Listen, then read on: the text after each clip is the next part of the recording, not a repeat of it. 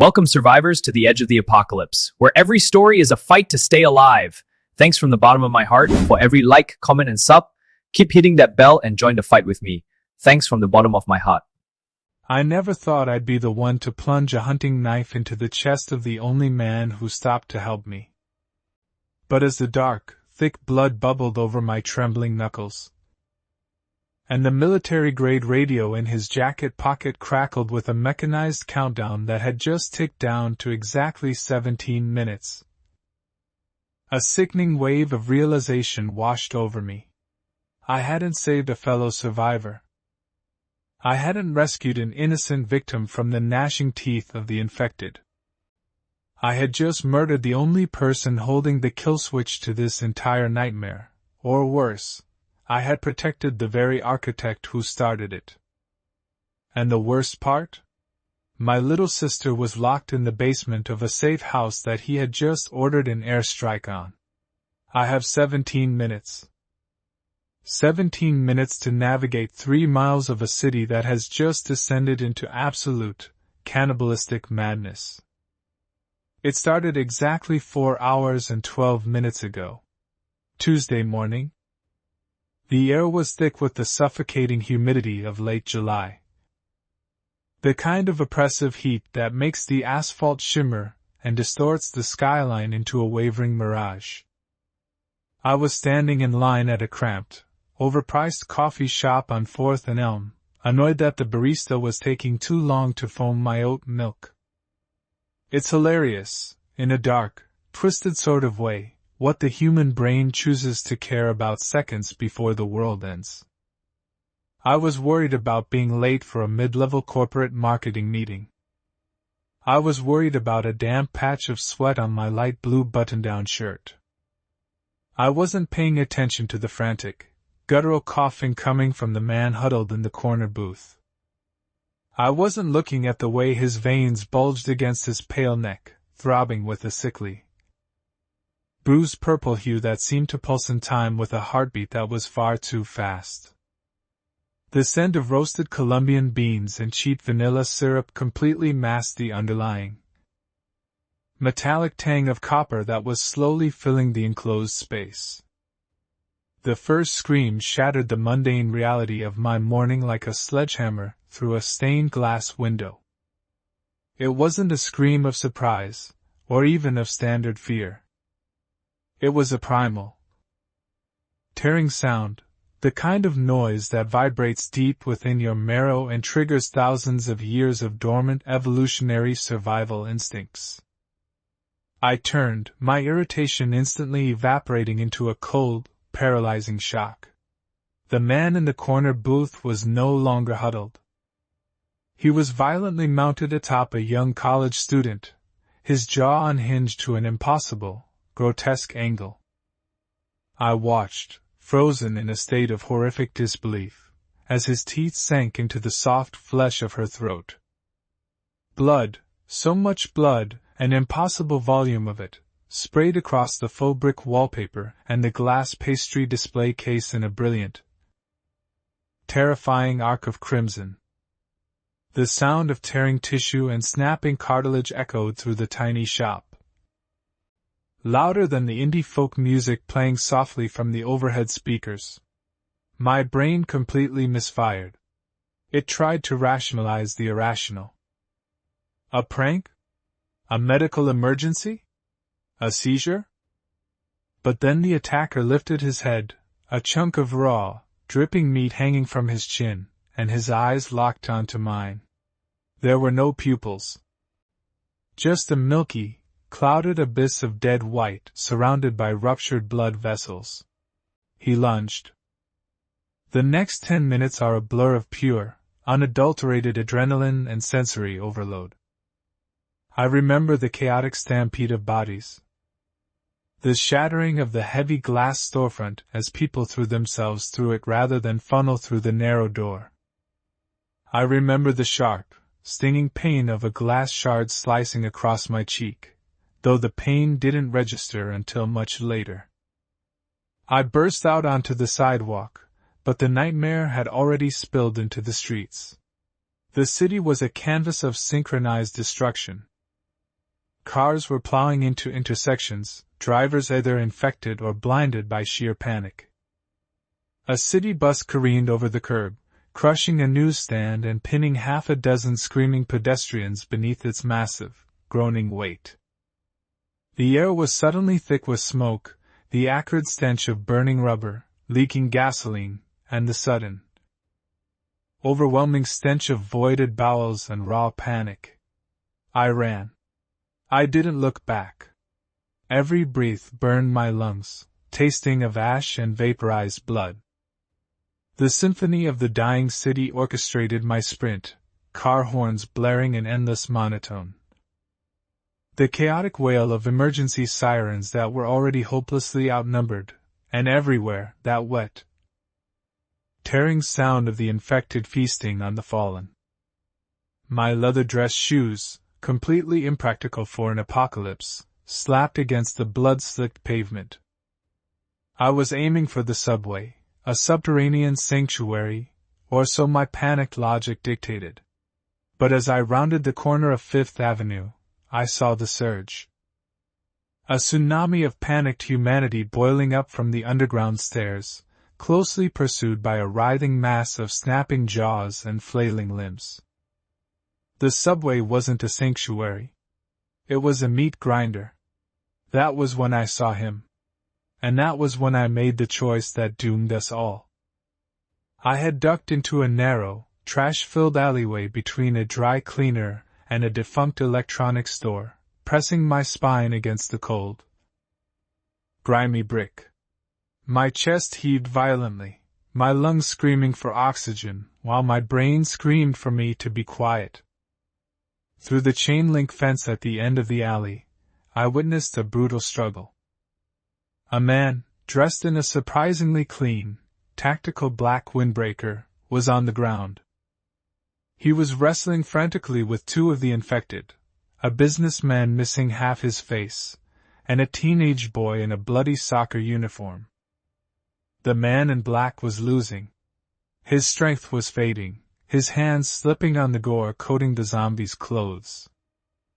A few feet away from him, a woman was screaming, clutching a small child.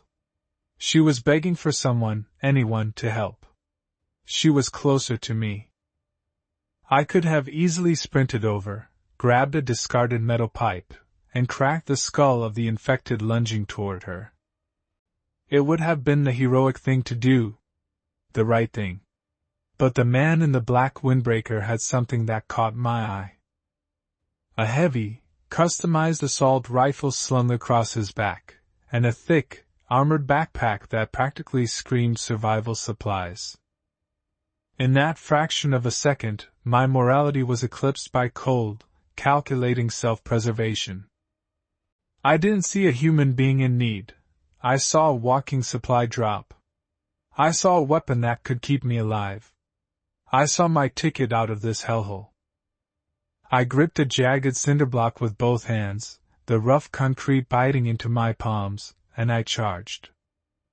I bypassed the screaming mother and child, a decision that will haunt my nightmares until the day I die, and swung the heavy block down onto the skull of the infected businessman.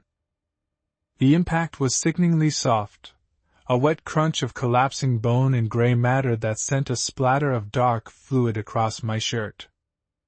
The zombie dropped instantly. The second infected, the teenager, snapped its head toward me, hissing with a sound like escaping steam. Before it could leap, the man in black kicked it squarely in the chest, creating enough distance for me to swing the cinder block again. A glancing blow to the jaw snapped the creature's neck with a loud crack, dropping it into a twitching heap. The man in black scrambled to his feet, gasping for air. He looked at me, his eyes wide, and grabbed my shoulder with a vice-like grip. "You saved my life," he wheezed, his voice laced with a strange, frantic energy. "You're coming with me.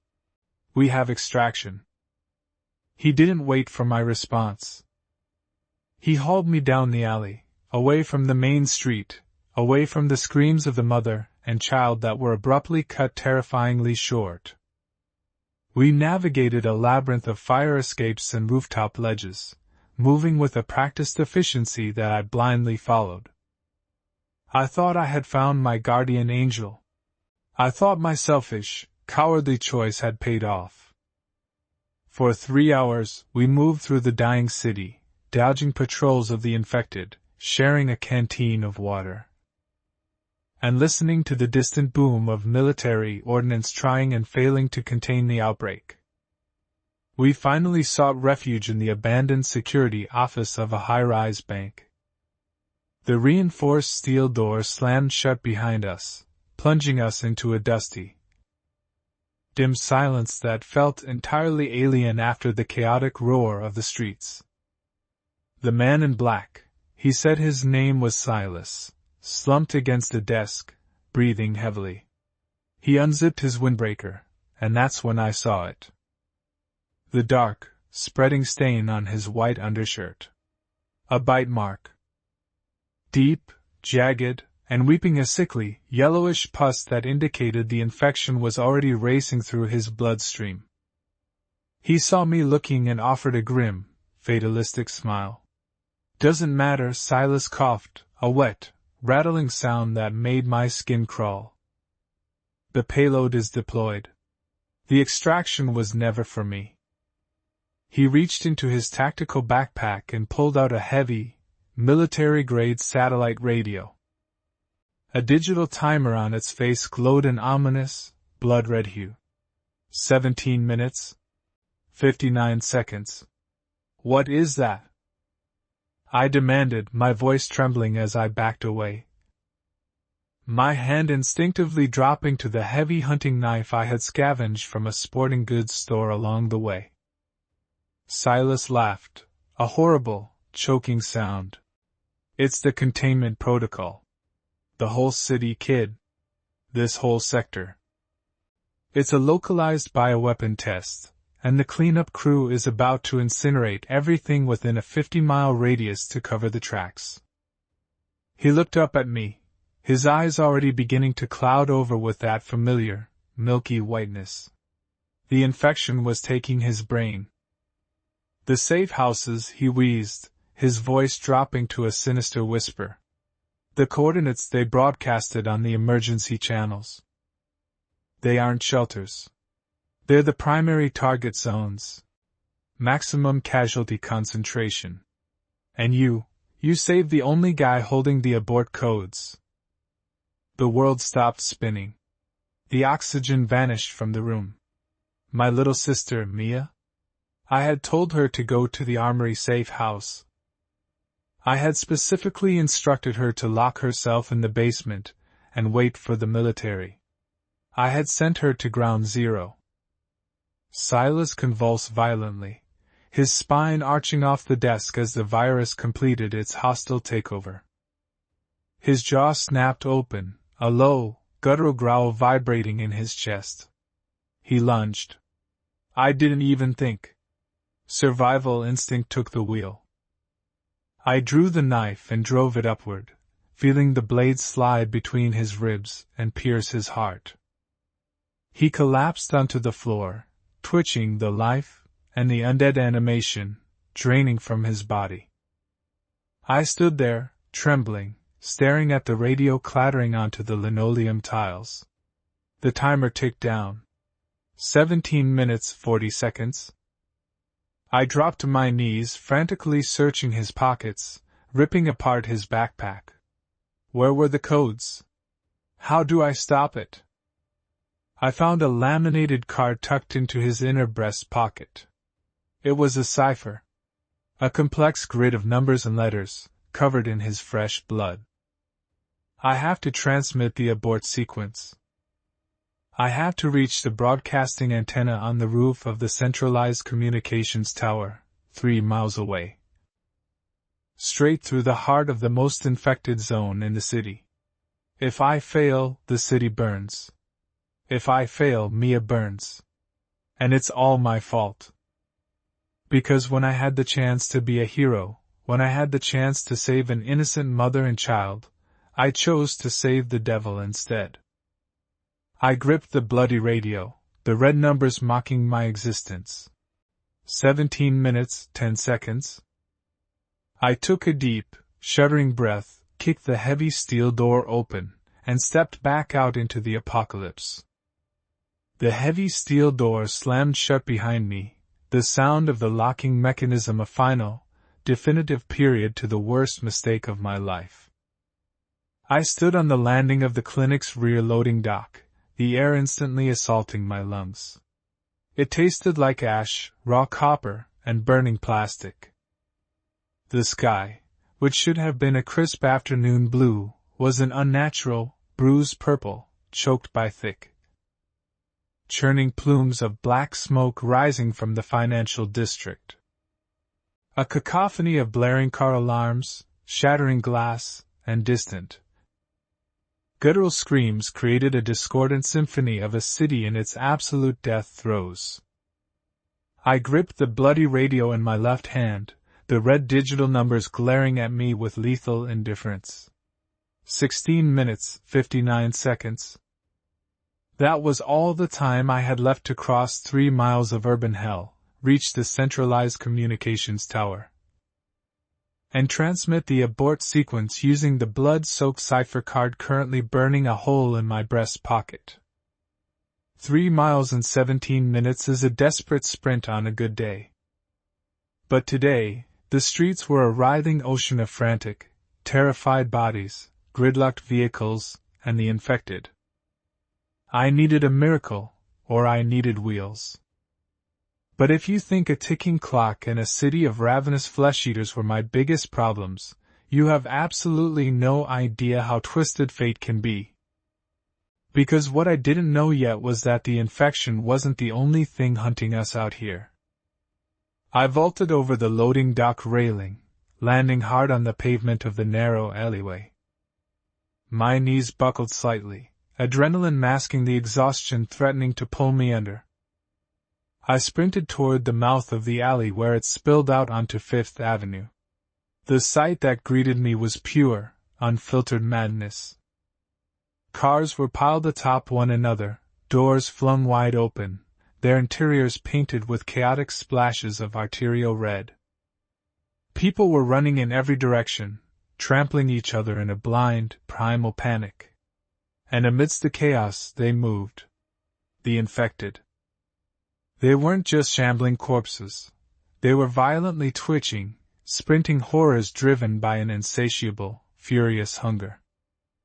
I watched a businessman in a torn suit tackle a fleeing courier, his jaws snapping around the courier's throat with the sickening sound of tearing wet canvas.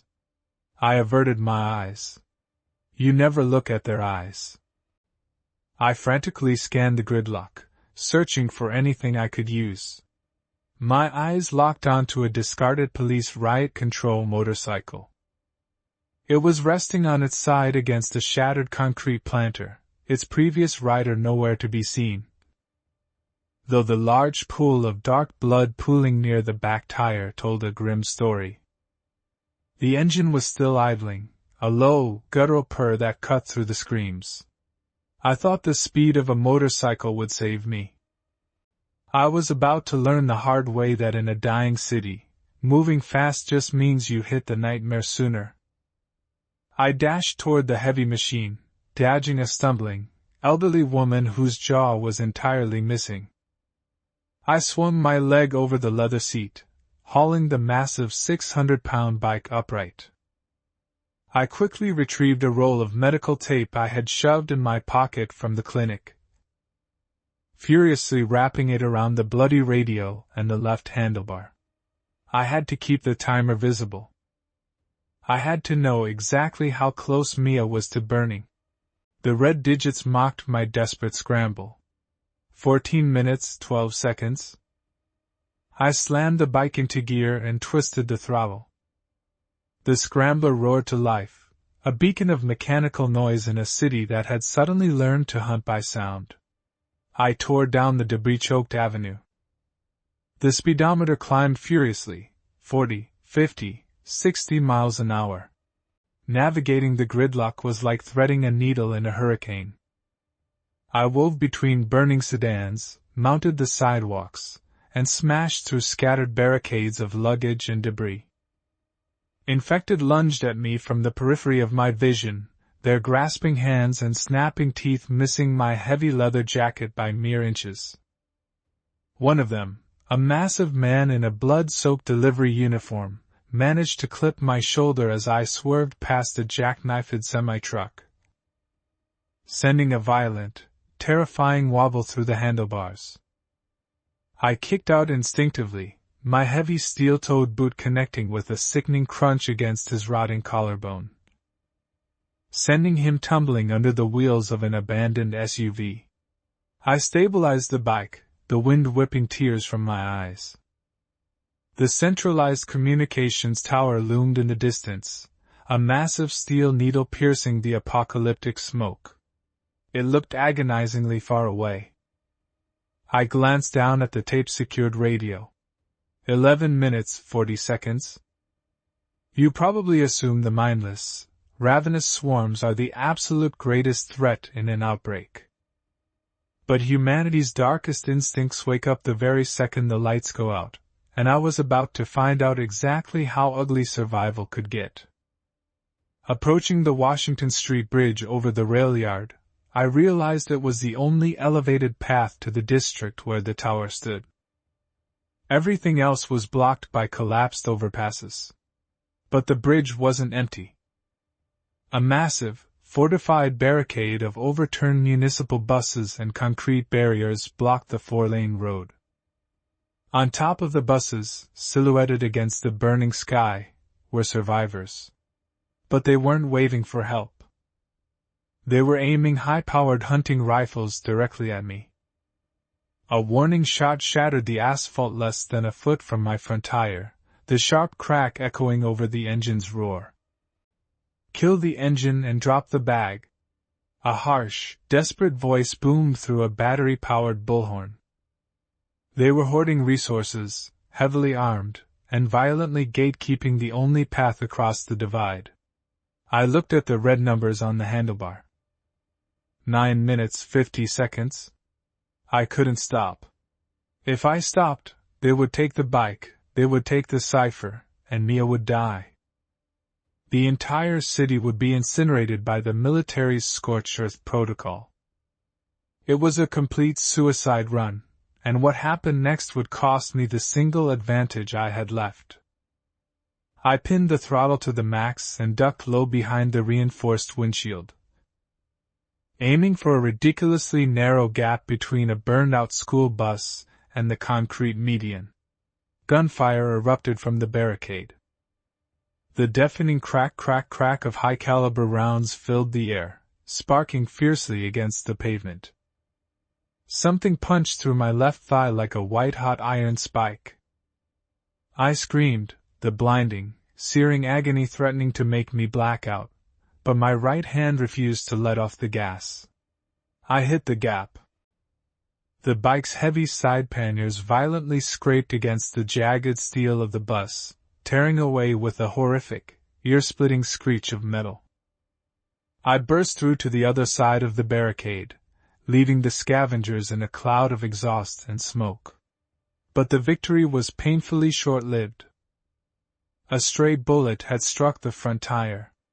It violently blew out with the sound of a cannon firing. The heavy motorcycle bucked like a wild animal, launching me violently over the handlebars. I skipped across the abrasive asphalt like a stone over water, my leather jacket shedding layers of hide before wearing down to my skin. I slammed brutally into the curb, the impact knocking every ounce of oxygen from my lungs and fracturing at least 2 ribs. Lying there in the shattered glass, tasting my own blood and staring at the apocalyptic sky, I thought I had finally reached rock bottom. But the universe has a profoundly sick sense of humor, and my personal nightmare wasn't even close to being finished. Gasping desperately for air, I forced myself up. My legs screamed in pure agony, warm blood soaking rapidly through my denim jeans. The motorcycle was a crumpled, smoking heap of twisted metal 30 yards away. The radio. Panic surged through my chest, cold and sharp. I limped frantically toward the wreckage, dragging my bleeding leg. Miraculously, the heavy medical tape had held. The radio was still secured to a snapped-off piece of the handlebar. I ripped it free. 6 minutes, 22 seconds. I looked up. The base of the comms tower was still an entire mile away. I couldn't walk it, let alone sprint it, not with a bullet lodged in my thigh. To make matters infinitely worse, the streets ahead were utterly choked with a fresh, massive horde. Drawn by the sound of the sniper fire and the explosive crash of the motorcycle. Thousands of them. A literal, undulating carpet of the dead, blocking the main avenue completely. There was no way through. Not above ground. Not in this lifetime. Sometimes, the only way out is down. And I was about to make a blind descent into hell itself. Through the smoke, I spotted the familiar glowing green globes of a subway entrance to my right. The 4th Street Station. The underground tunnels ran directly beneath the financial district and popped up right at the base of the comms tower plaza. It was a straight shot. Underground. In absolute pitch blackness. With whatever horrors had already been driven down into the dark. I didn't have a choice. I gripped the bloody radio, pulled a heavy iron crowbar from the motorcycle's scattered tool kit, and dragged my bleeding body down the concrete stairs into the suffocating darkness of the station. The stench hit me like a physical wall, a foul, choking cocktail of raw sewage, rusted copper, and voided bowels. The emergency lights flickered sporadically, casting long, strobing shadows against the blood-smeared tiled walls. 4 minutes, 15 seconds. I thought the oppressive darkness would hide me from them. I couldn't have been more wrong. Because down here in the deep dark, the rules of the infection changed entirely. I pushed painfully through the turnstiles, my heavy boots crunching loudly on broken glass and splintered bone. The station platform was the site of an absolute massacre. Abandoned luggage, overturned strollers, and briefcases were scattered among torn, unidentifiable heaps of what used to be morning commuters. I dropped down off the platform onto the tracks. The third rail was dead, thank God. I started moving as fast as my injured leg allowed, using the iron crowbar as a makeshift cane. The silence down here was heavy, oppressive. Just the wet slap-slap of my own footsteps echoing down the cavernous, curved tunnel. 3 minutes, 30 seconds to save the city. 3 minutes to save my little girl. I pushed through the blinding pain in my leg, repeating Nia's name in my head like a desperate prayer. Just as I thought I might actually make it, the shadows themselves began to shift, and I realized I had walked straight into the belly of the beast. A sickening sound echoed from the darkness up ahead. A wet, tearing noise, followed by a low, gargling hiss that bounced off the curved tunnel walls, making it impossible to pinpoint its exact location. I froze, my breath catching in my throat. I pulled a small tactical penlight from my jacket pocket and clicked it on, aiming the weak, trembling beam down the tracks. What the light illuminated defied logic. The infected down here, they weren't like the frantic, stumbling ones on the street above. They were changing, mutating. The accelerated strain of the virus deployed by the man I saved was rewriting their biology in real time. The beam caught a pale, naked creature clinging effortlessly to the ceiling. Its limbs were unnaturally elongated, joints dislocated and snapped back together at impossible jagged angles to allow it to scurry along the overhead pipes like a grotesque human spider. Its jaw hung unhinged, a thick string of dark, viscous saliva dripping onto the tracks below. It shrieked, a deafening sound like grinding metal plates, and dropped heavily to the tracks right in front of me. As if responding to a signal, a dozen more pairs of pale, bioluminescent eyes reflected in my flashlight beam, entirely blocking the tunnel ahead. A wall of twisted, mutated nightmares. I slowly backed up, my heart hammering violently against my ribs. But my boot kicked a stray soda can, sending it clattering loudly through the tunnel. Suddenly, behind me, bright tactical lights flooded the tracks. The scavengers from the barricade. They had followed my blood trail down into the station. "There the bastard is! Light him up!" A vicious voice echoed from the platform behind me. I was completely trapped. Ahead, a swarm of mutated abominations shrieking for my flesh, preparing to pounce. Behind, heavily armed killers raising their rifles directly at my chest. I looked down at the red numbers on the detonator resting in my bloody palm. 2 minutes and 12 seconds left until the airstrike wipes this entire city off the map. I tightened my grip on the heavy crowbar. The laser sights of the scavengers' rifles painting bright red dots across my jacket just as the mutated horde launched themselves violently through the air. I didn't swing the heavy crowbar. I didn't brace for impact. I simply let my knees buckle and dropped flat against the grimy, blood-slicked concrete of the tracks. It was the only microsecond advantage I had, and it saved my life. The cavernous subway tunnel instantly erupted into a deafening roar of automatic gunfire. Bright yellow muzzle flashes painted the darkness in chaotic strobe lights as the scavengers on the platform behind me unloaded their heavy caliber rifles. But their bullets didn't hit me. They tore through the empty space where my chest had been just a fraction of a second prior, slamming directly into the swarm of airborne mutated abominations that were leaping out of the tunnel ahead.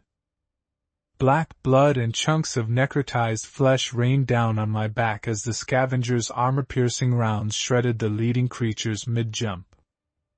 The shrieks of the mutants morphed from bloodlust to agonizing wails. But the scavengers had vastly underestimated the speed and sheer mass of the horde. The dead weight of 3 shredded mutants crashed onto the tracks inches from my head, their momentum carrying them forward in a tangle of broken limbs and snapping jaws. But the rest of the swarm vaulted right over me, hurtling onto the platform and colliding directly with the heavily armed killers. The triumphant shouts of the scavengers instantly turned into wet, gurgling screams of absolute terror. I pressed my face against the cold steel rails, covering my head with my arms as the crossfire became a meat grinder. Bodies crashed onto the tracks around me.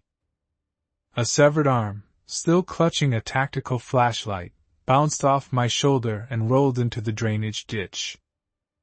I could hear teeth tearing through tactical vests, bones snapping like dry twigs under unnatural strength, and the frantic, disorganized popping of handguns as the scavengers realized their rifles were useless in close quarters. But I couldn't just lay there. I knew the horrific sounds of this massacre were just a distraction from the true threat. I slowly opened my blood-stained palm and stared at the digital display of the military detonator. 1 minute and 42 seconds. The glowing red numbers were dropping with agonizing speed. The military didn't care that there were survivors down here. The airstrike was going to turn this entire grid coordinate into a smoldering crater of glass and ash. And being 50 feet underground in a subway tunnel wasn't going to save me from a thermobaric bunker buster. I had to get deeper. I pushed myself up onto my elbows, the slick gore on the tracks making it difficult to find purchase. The strobe effect of the dropped flashlights illuminated the platform in chaotic bursts. That was when I saw him. Through the tangle of ripping claws and screaming men, my eyes locked on to the leader of the scavengers. He was pinned against a concrete pillar by a mutant with a severed lower jaw, desperately trying to hold the snapping beast back with the stock of his empty rifle. His face was illuminated by the red emergency lights. My heart stalled in my chest. It was Carter, the terrified civilian I had pulled from the burning wreckage of the pharmacy just 6 hours ago. The man I had risked everything to save, taking a bullet to the shoulder in the process. The innocent victim I had given my last medical kit to. He hadn't just wandered into the scavengers, he was wearing their elite tactical gear. He was one of them. He had used his supposed injuries to track my movements, leading his ruthless death squad right to me to secure the military payload I was carrying. The realization hit me like a physical punch. I had sacrificed my own survival odds to save the exact monster who was trying to execute me. Carter saw me looking at him. For a split second, the frantic terror in his eyes shifted into a cold, calculating glare. He opened his mouth to shout something to his remaining men, perhaps a final order to shoot me, but he never got the chance. A second mutant dropped from the ceiling, its elongated, multi-jointed fingers wrapping around Carter's throat. With a sickening, wet tear that echoed even over the gunfire, Carter's screams abruptly stopped. I felt no satisfaction, only a cold, hollow dread. I had wasted precious time. I looked at the detonator. 58 seconds. I scrambled to my feet, my boots slipping on the bloody concrete, and sprinted away from the platform, plunging deeper into the pitch-black abyss of the subway tunnel. The roars of the mutants and the dying screams of the scavengers faded behind me, swallowed by the oppressive darkness. I kept my left hand extended, trailing my fingers against the freezing, damp concrete wall to guide me, while my right hand maintained a white-knuckle grip on the heavy crowbar. My lungs burned with every breath of the stale, metallic-tasting air. I needed to find a maintenance access door, a drainage shaft, anything that led further down. The main tunnel was a death trap. 40 seconds. The red glow of the detonator was the only light source I had, casting long, nightmarish shadows ahead of me. The tunnel began to slope downward, the tracks submerged in ankle-deep, freezing water. I splashed through it blindly, every step sounding like a gunshot in the cavernous space. Then, my fingers brushed against rusted metal. A door. I threw my entire body weight against it, but it didn't budge. It was padlocked. Panic clawed at my throat. 30 seconds. I raised the heavy steel crowbar, ignoring the searing pain in my injured shoulder, and brought it down on the rusted lock with everything I had. Sparks flew in the dark. The lock held. 25 seconds. I swung again, screaming through my clenched teeth as my muscles tore. A loud crack echoed, and the padlock shattered. I kicked the heavy iron door open and threw myself inside, slamming it shut behind me and throwing the deadbolt just as something massive and fast slammed into the other side. The metal groaned under the impact, but it held. I leaned against the door, gasping for air, the adrenaline making my hands shake violently. I held up the detonator to survey my new surroundings. 15 seconds. The faint red glow revealed a narrow, vertical maintenance shaft, a rusted iron ladder bolted to the stone wall, descending into an abyss so deep I couldn't see the bottom. This was it. The deep tunnels. 10 seconds. I shoved the detonator into my jacket pocket, grabbed the icy rungs of the ladder, and began to slide down as fast as gravity would allow, the rough iron tearing the skin from my palms. 9. 8. I didn't care about the friction burns. 7. 6. I practically let myself fall, only catching the rungs every few feet to slow my descent. 5. 4. The air grew thicker, hotter, smelling strongly of sulfur and something rotting. 3. 2. I hit the bottom floor hard, my boots splashing into thick, viscous mud, sending me tumbling to my knees. 1. 0. I curled into a tight ball, covering the back of my neck, waiting for the concussive shockwave of the military airstrike to obliterate the world above. But the explosion didn't come from above. It came from directly beneath me. The ground heaved violently, launching me into the air before I crashed back down into the mud. A deafening, localized subterranean detonation ripped through the air, completely blowing out my eardrums. A high-pitched ringing consumed my hearing as the foundation of the tunnel began to crumble. The military hadn't targeted the surface city. They had targeted the underground infrastructure. They knew about the deep tunnels. They were trying to collapse the entire network. Huge slabs of concrete and twisted rebar rained down around me. The ceiling was giving way. I crawled blindly on my hands and knees through the dark, choking out a massive cloud of pulverized dust and debris. Chunks of rock battered my back and shoulders. I needed shelter immediately. My hands slapped against a hollow steel pipe, about 4 feet in diameter, protruding from the collapsed wall. Without hesitating, I pulled myself inside it just as a massive cave-in obliterated the spot I had been kneeling on seconds prior. The sheer force of the collapse pushed a wall of compressed air and dust into the pipe, shoving me further down the metal chute. I coughed violently, spitting out grit and blood, completely trapped in the suffocating darkness of the pipe.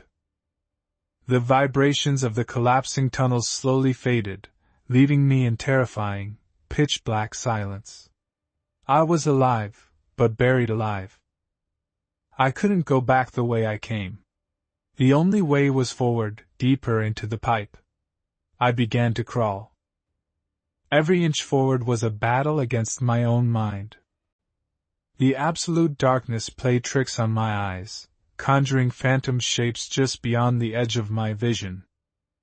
The air grew inexplicably warmer, humid, carrying the sickeningly sweet scent of decaying copper and rotting meat. My breathing grew shallow and rapid, echoing off the tight walls in a way that sounded like someone else was crawling right behind me.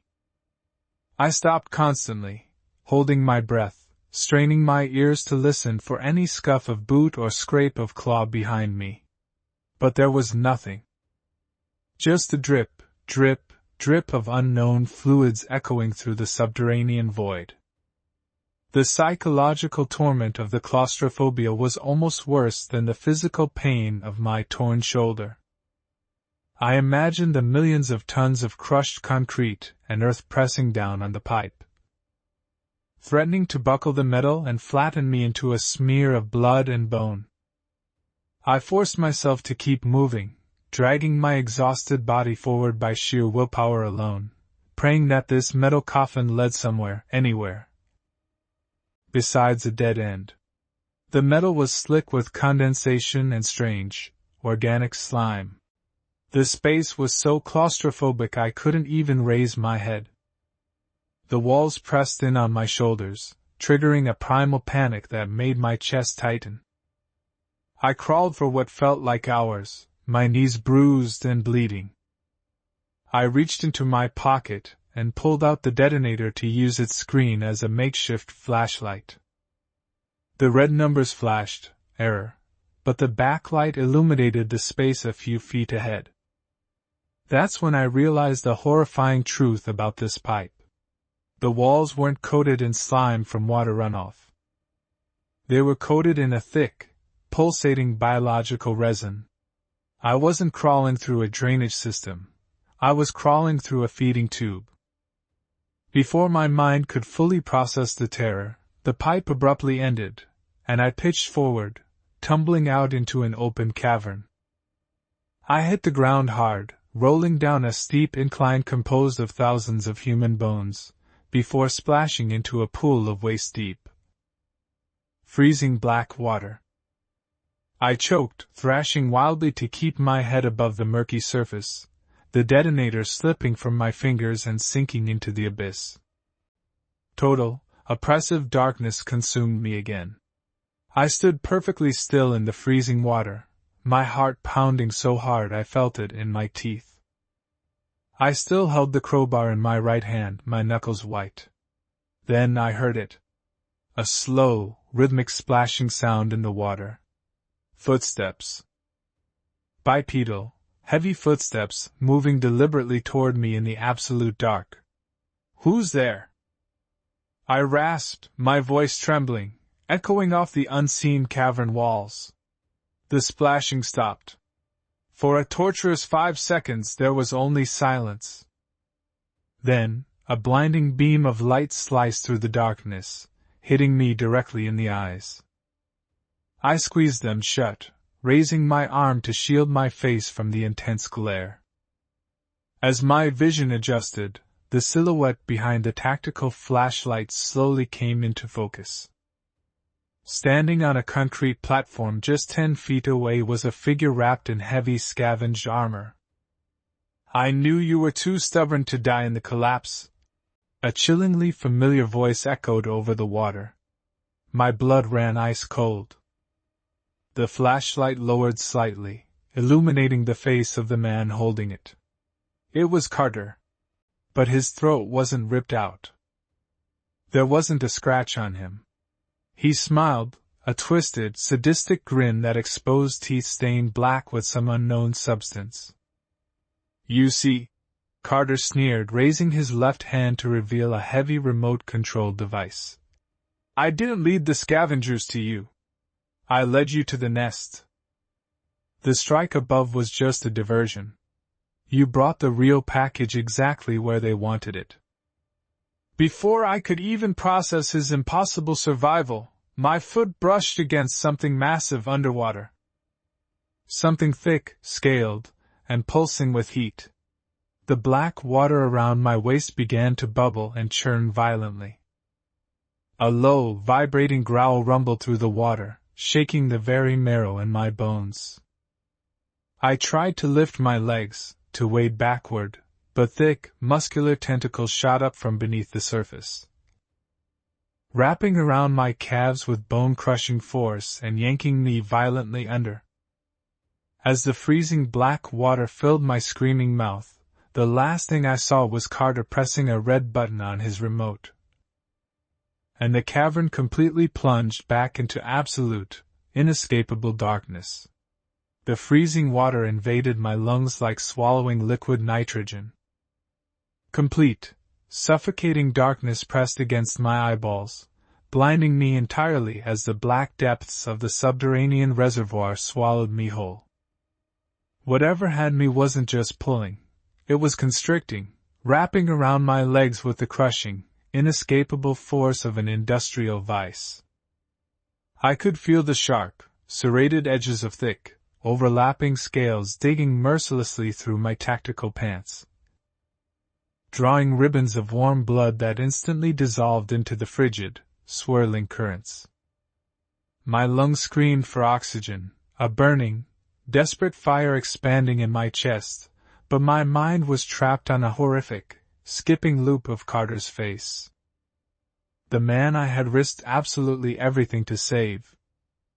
The man who had orchestrated this entire nightmare from the moment we met on that blood-soaked highway.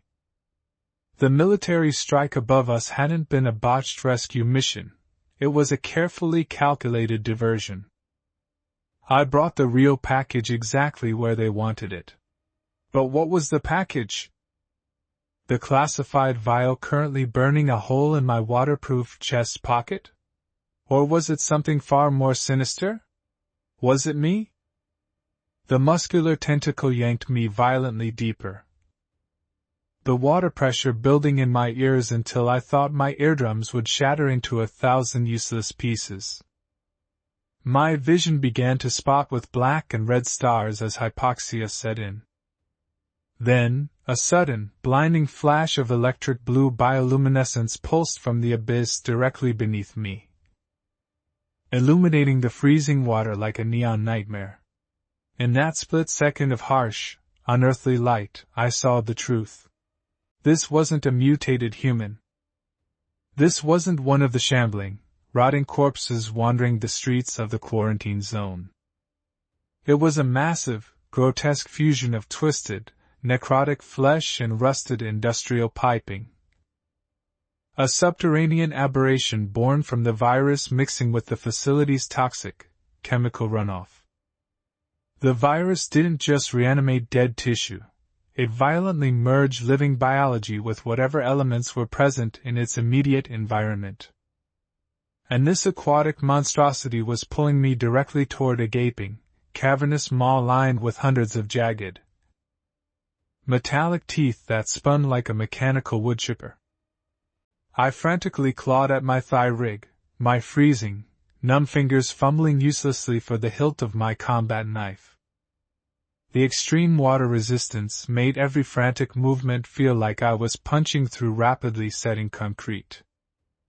As the bioluminescent glow intensified, highlighting the horrific, fleshy tunnel of the creature's throat waiting just feet below me, I finally popped the kydex clasp. I drew the serrated blade and drove it blindly, with every ounce of dying strength I had left, into the thick, muscular coil wrapped around my left leg. The creature let out a deafening, gurgling shriek that violently vibrated through the dense water, shaking the blade right out of my trembling hand and sending shockwaves that rattled my teeth. But the constricting grip loosened just a fraction of an inch. It was enough. I kicked violently off the creature's slimy, scaled hide, tearing a chunk of my own flesh away in the process, and desperately propelled myself upward into the pitch black. I burst through the surface just as my vision was fading to black, gasping violently, coughing up lungfuls of foul, metallic-tasting water that burned my throat like battery acid. Impressive! Carter's voice suddenly boomed, echoing off the invisible, cavernous walls around me. It wasn't coming from him standing in the dark. It was pouring out of high-fidelity public address speakers rigged throughout the subterranean chamber, crackling with a cold, manufactured authority. Most of the early test subjects don't make it past the Leviathan's first embrace. But then again, you always were a survivor. That's exactly why I needed you to escort me. That's why you were chosen. I treaded water in the absolute, pitch-black darkness, my heart hammering against my ribs like a trapped, panicked bird. The water around me was no longer still. It was swirling, pulling at my heavy boots, forming a subtle but undeniable and terrifying vortex. That's when the mechanical grinding started. The agonizing, deafening screech of massive, rusted iron gears turning for the first time in over 3 decades echoed endlessly through the vast cavern. The red button he pressed on that remote didn't just kill the emergency lights. It opened the primary floodgates. Millions of gallons of highly contaminated water from the city's ruined reservoir were being violently redirected right into this subterranean chamber.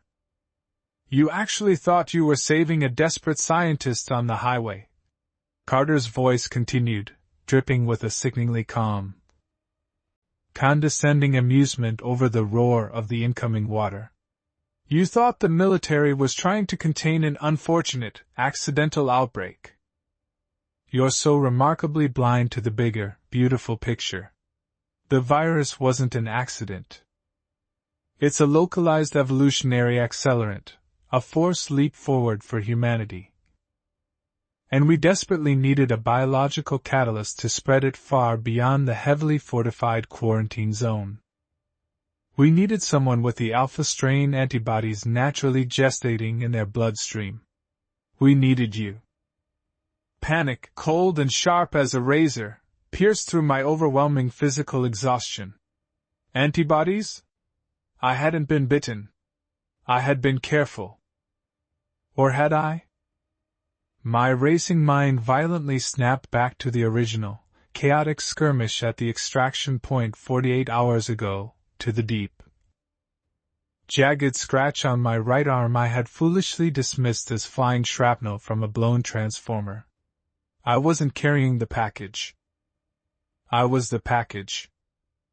And now, the water level in the dark chamber was rising incredibly fast, lifting me higher and higher into the pitch black, echoing abyss. The deafening roar of the incoming flood was overwhelming, but beneath the sound of rushing water, my trained ears caught something else. Something infinitely worse. A horrifying cacophony of wet, slapping sounds. Guttural, wheezing snarls. The terrifying splashing of hundreds of heavy bodies plummeting into the rising water from hidden drainage pipes high above my head. The infected. They weren't just aimlessly wandering the burning streets above. They were being intentionally flushed down into this massive holding tank right along with me. I felt a cold, clammy hand suddenly brush against my shoulder in the freezing dark, its jagged, ruined fingernails effortlessly tearing through my wet tactical shirt. I recoiled instantly, thrashing wildly to keep my head above the churning water, my closed fist connecting solidly with the mushy, decaying face of a submerged zombie. The freezing water was absolutely teeming with them now, a churning, chaotic soup of the ravenous undead violently clawing at each other and at me. I swam blindly away from the point of impact, propelled by pure, unadulterated, primal adrenaline. My wildly flailing right arm suddenly struck cold, solid, unforgiving concrete. A structural pillar. Wrapping my bleeding arms around the slick, algae-covered surface, I violently hauled myself out of the freezing, infected-filled water, my heavy, waterlogged boots finding a narrow, slanted maintenance ledge just barely above the churning waterline. The pitch-black cavern was a terrifying symphony of horrors, the deafening roar of the massive flood, the echoing, unearthly shrieks of the leviathan circling in the depths below, and the snapping, clicking jaws of 100 drowning zombies clawing at the concrete pillar beneath my feet. I clung to the stone, shivering violently, my breathing ragged, shallow, and incredibly loud in my own ringing ears. I reached desperately into the webbing of my tactical vest, silently praying to whatever gods were left that the waterproof seal on my military-grade emergency chem light had held under the crushing pressure. I pulled it free and snapped the thick plastic tube. A sickly, pale, fluorescent green light instantly flooded my immediate vicinity, pushing back the absolute darkness and revealing a reality far more terrifying than my imagination. I wasn't just resting on a small ledge. I was clinging to the central, load-bearing support column of a massive, subterranean missile silo. And the water level was rising so incredibly fast that the churning black surface was already violently lapping at my boot heels again. But looking up into the dim green glow, I saw a sliver of hope, a rusted, heavy-duty maintenance catwalk spiraling precariously around the interior wall of the massive silo, leading directly up to a massive, reinforced steel blast door at the very top. It was my only conceivable way out of this watery tomb. I didn't hesitate. I leapt from the concrete ledge, my fingers screaming in pain as they gripped the rusted metal grating of the lowest stair. I began to frantically climb. The ancient metal grating of the catwalk groaned and shrieked in terrifying protest under my shifting weight. The steps incredibly slick with decades of accumulated rust and subterranean slime. Every few steps, I had to stop and violently kick away an infected that had miraculously managed to haul its rotting body onto the lower sections of the spiraling stairs. Their waterlogged bodies were grotesquely bloated, their dead eyes completely white. Milky orbs perfectly reflecting the eerie green glow of my swinging chemlight. I shattered the fragile knee joint of one particularly aggressive runner with a brutal front kick, sending it tumbling backward over the flimsy railing into the churning, black vortex below. Its flailing limbs tangling with 3 others and taking them down into the crushing depths. "You can't outrun the Grand Flush!" Carter's voice mocked through the static-laced speakers, his tone entirely shifting from calm observation to a frantic, almost euphoric madness. "The entire city's remaining clean water supply is being systematically contaminated as we speak.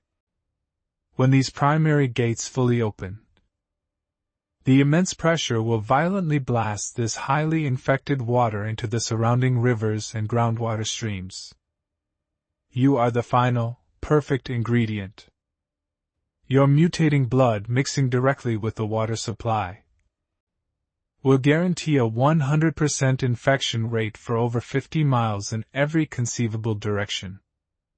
Thank you for your incredibly selfless service to the New World."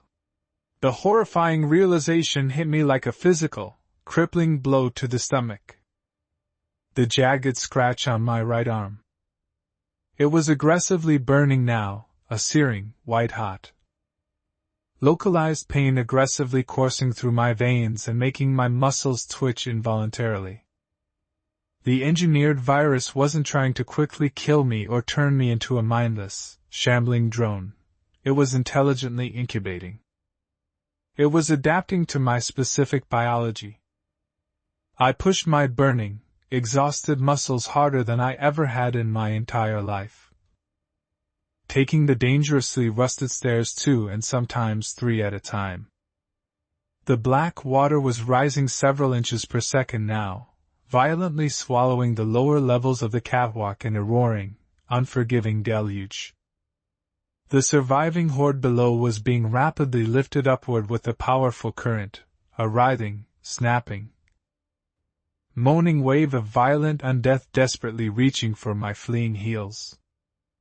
My overtaxed lungs burned fiercely, my vision dangerously blurring at the edges as the mysterious, highly adaptable infection in my own blood began to fight a brutal, cellular war within my rapidly failing immune system.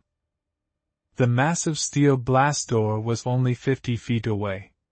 Then 40. Then 30. Suddenly, the entire catwalk shuddered with earth-shattering violence.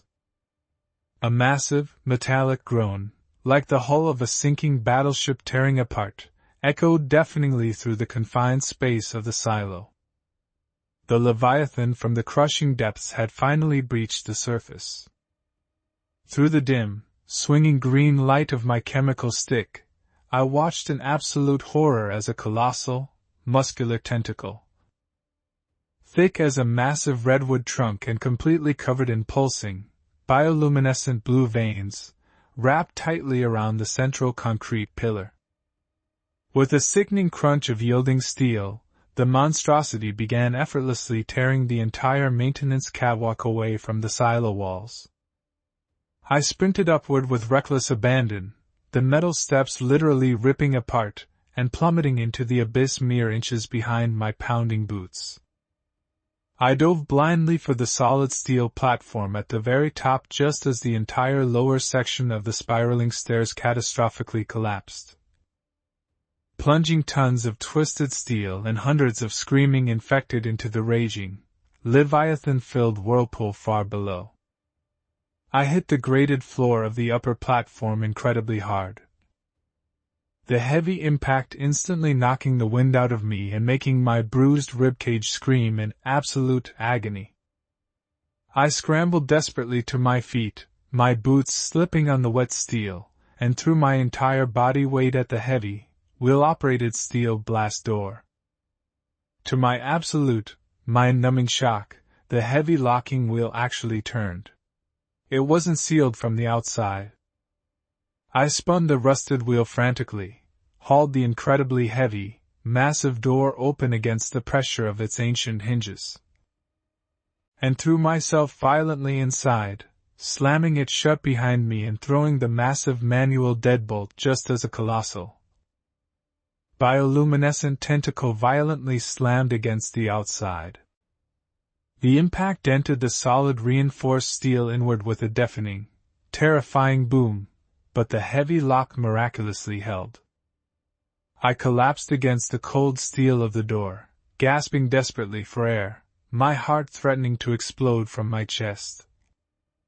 The fading green glow stick trembling violently in my bloody, bruised hand. I found myself sitting in a long, incredibly sterile corridor lined with bright fluorescent lights that immediately flickered to blinding life the moment my body crossed the threshold. I was safe.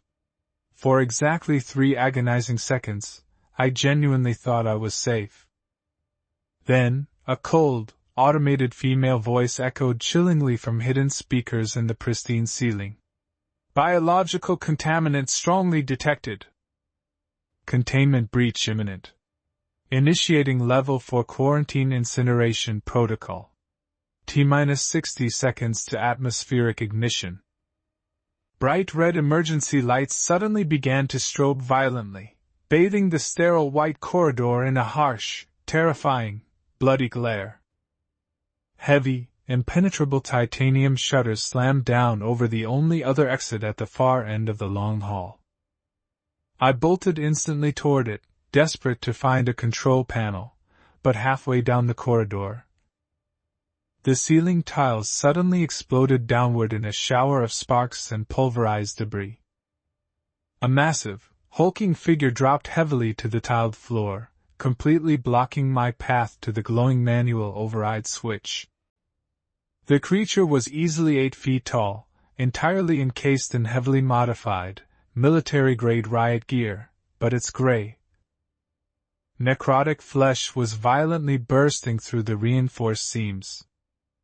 It was incredibly muscled, disproportionately large, and aggressively pulsating with the exact same blue, bioluminescent viral veins as the leviathan in the water below. The hulking creature slowly raised its massive head, the shattered, jagged remains of its tactical helmet revealing a horrifyingly familiar face that made my blood run absolute ice. It was my older brother. The same brother I had personally watched die in a horrific firefight over 3 years ago. His jaw unnaturally unhinged, letting out a deafening, room-shaking, unnatural roar that sprayed black bile across the pristine walls as the automated, soulless voice counted down. T-45 seconds to ignition. I had absolutely no weapons, a rapidly adapting bioweapon aggressively burning through my own veins, nowhere left to run, and the locked, sealed room was about to become a 3,000-degree furnace. T-40 seconds. The automated voice was maddeningly calm, entirely disconnected from the absolute nightmare unfolding in front of me. The air in the sealed room was already growing impossibly thin, the oxygen violently being sucked through the primary ventilation grates to feed the impending ignition. My heart hammered against my ribs like a trapped bird, but the panic was suddenly hijacked by something much colder, much darker. The bioluminescent blue veins spiderwebbing up my own arm pulsed in perfect, sickening synchronization with the glowing, monstrous veins of the creature standing between me and the only exit. My brother, David. I had watched him take a sniper round to the chest in a dusty, sun-baked compound in Fallujah 3 years ago. I had seen the light leave his eyes. I had attended the closed casket funeral. Yet here he was, warped into a 9-foot-tall biological weapon of mass destruction, his flesh fused with tactical plating, his jaw unhinged and dripping a corrosive black bile that hissed as it ate into the floor tiles. 35 seconds. I had no gun. I had no knife. I barely had control of my own nervous system as the aggressive pathogen I had been infected with fought a silent war inside my bloodstream. David, if there was even a fraction of my brother left in that decaying, hulking shell, took a heavy, thunderous step forward. The steel floorboards groaned under his immense weight. His eyes, devoid of any humanity, were replaced by hollow sockets radiating that same blinding, neon blue light. He didn't just want to kill me, the virus inside him recognized the virus inside me. We were two competing strains, and the dominant one wanted absolute, violent superiority. He lunged. The sheer speed of the monstrous behemoth defied every known law of physics. 1 second he was 10 feet away, and the next, a fist the size of a cinder block was hurtling toward my skull. I threw myself violently to the left, my shoulder tearing with a sickening pop as I slammed into the reinforced titanium wall. Where my head had been a fraction of a second prior, David's fist impacted the solid steel wall, caving it inward with the deafening crunch of a collapsing vehicle. Shrapnel and sheared metal rained down on my back. 25 seconds. The temperature in the room spiked instantly, the walls glowing a faint, dull orange as the primary incinerator coils powered up. The sweat on my forehead began to evaporate before it could even roll down my face. I scrambled away, sliding on a slick pool of my own blood and David's corrosive bile. I needed an out immediately. The heavy blast doors were sealed tight, locked down by the containment protocol. But as David ripped his mangled fist out of the cratered wall, a violent spray of sparks showered over his chest, illuminating something buried deep within the swollen, translucent blue muscle of his pectoral. A glimmer of silver. Dog tags. But it wasn't just his tags. Behind the metal chain, surgically grafted directly into his sternum, was a biometric override drive. A high-ranking officer's security key, fused to his skeleton. 15 seconds. The room was officially a convection oven. My clothes were beginning to singe, the fabric smoking at the edges. I couldn't breathe. Every inhale was a lungful of razor-sharp, superheated air. I looked at the floor in the center of the room, a heavy, industrial maintenance grate leading down into the facility's coolant sublevels.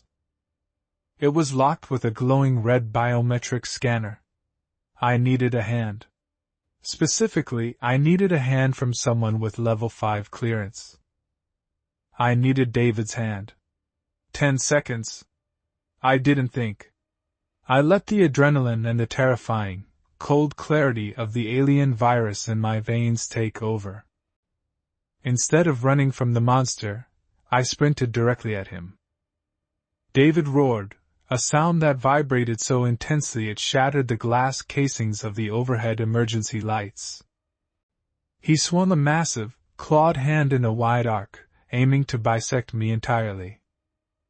I slid, dropping onto my knees, the searing heat of the floor blistering the skin right through my tactical pants. I ducked under the lethal swipe, feeling the displaced air rush over my scalp.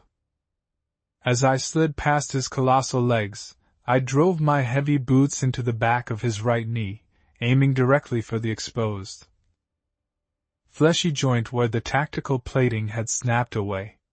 It wasn't enough to drop him, but it made him stagger. As he shifted his massive weight, slamming his hand down onto the floor to catch himself, I pounced. I grabbed his gargantuan wrist. His skin was freezing cold, completely at odds with the boiling room, and it felt like grabbing a live electrical wire. The moment my infected skin made contact with his, the blue veins in my arm flared with a blinding, agonizing brilliance. The virus inside me screamed, reacting violently to his. For a split second David froze, his glowing blue eyes snapping down to look at our connected hands, A flicker of something, maybe confusion. Maybe recognition, maybe pure agony, flashing across his ruined face. 5 seconds. I didn't hesitate. Using every ounce of strength I had, enhanced by the terrifying surge of the bioweapon in my blood, I slammed his massive, glowing palm directly onto the red biometric scanner of the maintenance grate. A synthetic chime rang out through the stifling heat.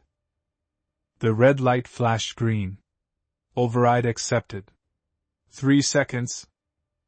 The heavy steel grate instantly retracted, sliding open to reveal a pitch-black abyss below.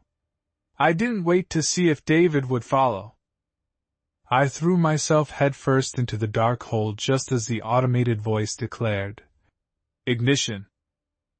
I fell through the darkness, but the world above me vanished in an apocalyptic roar. A column of white-hot, 3,000-degree plasma detonated in the room I had just vacated.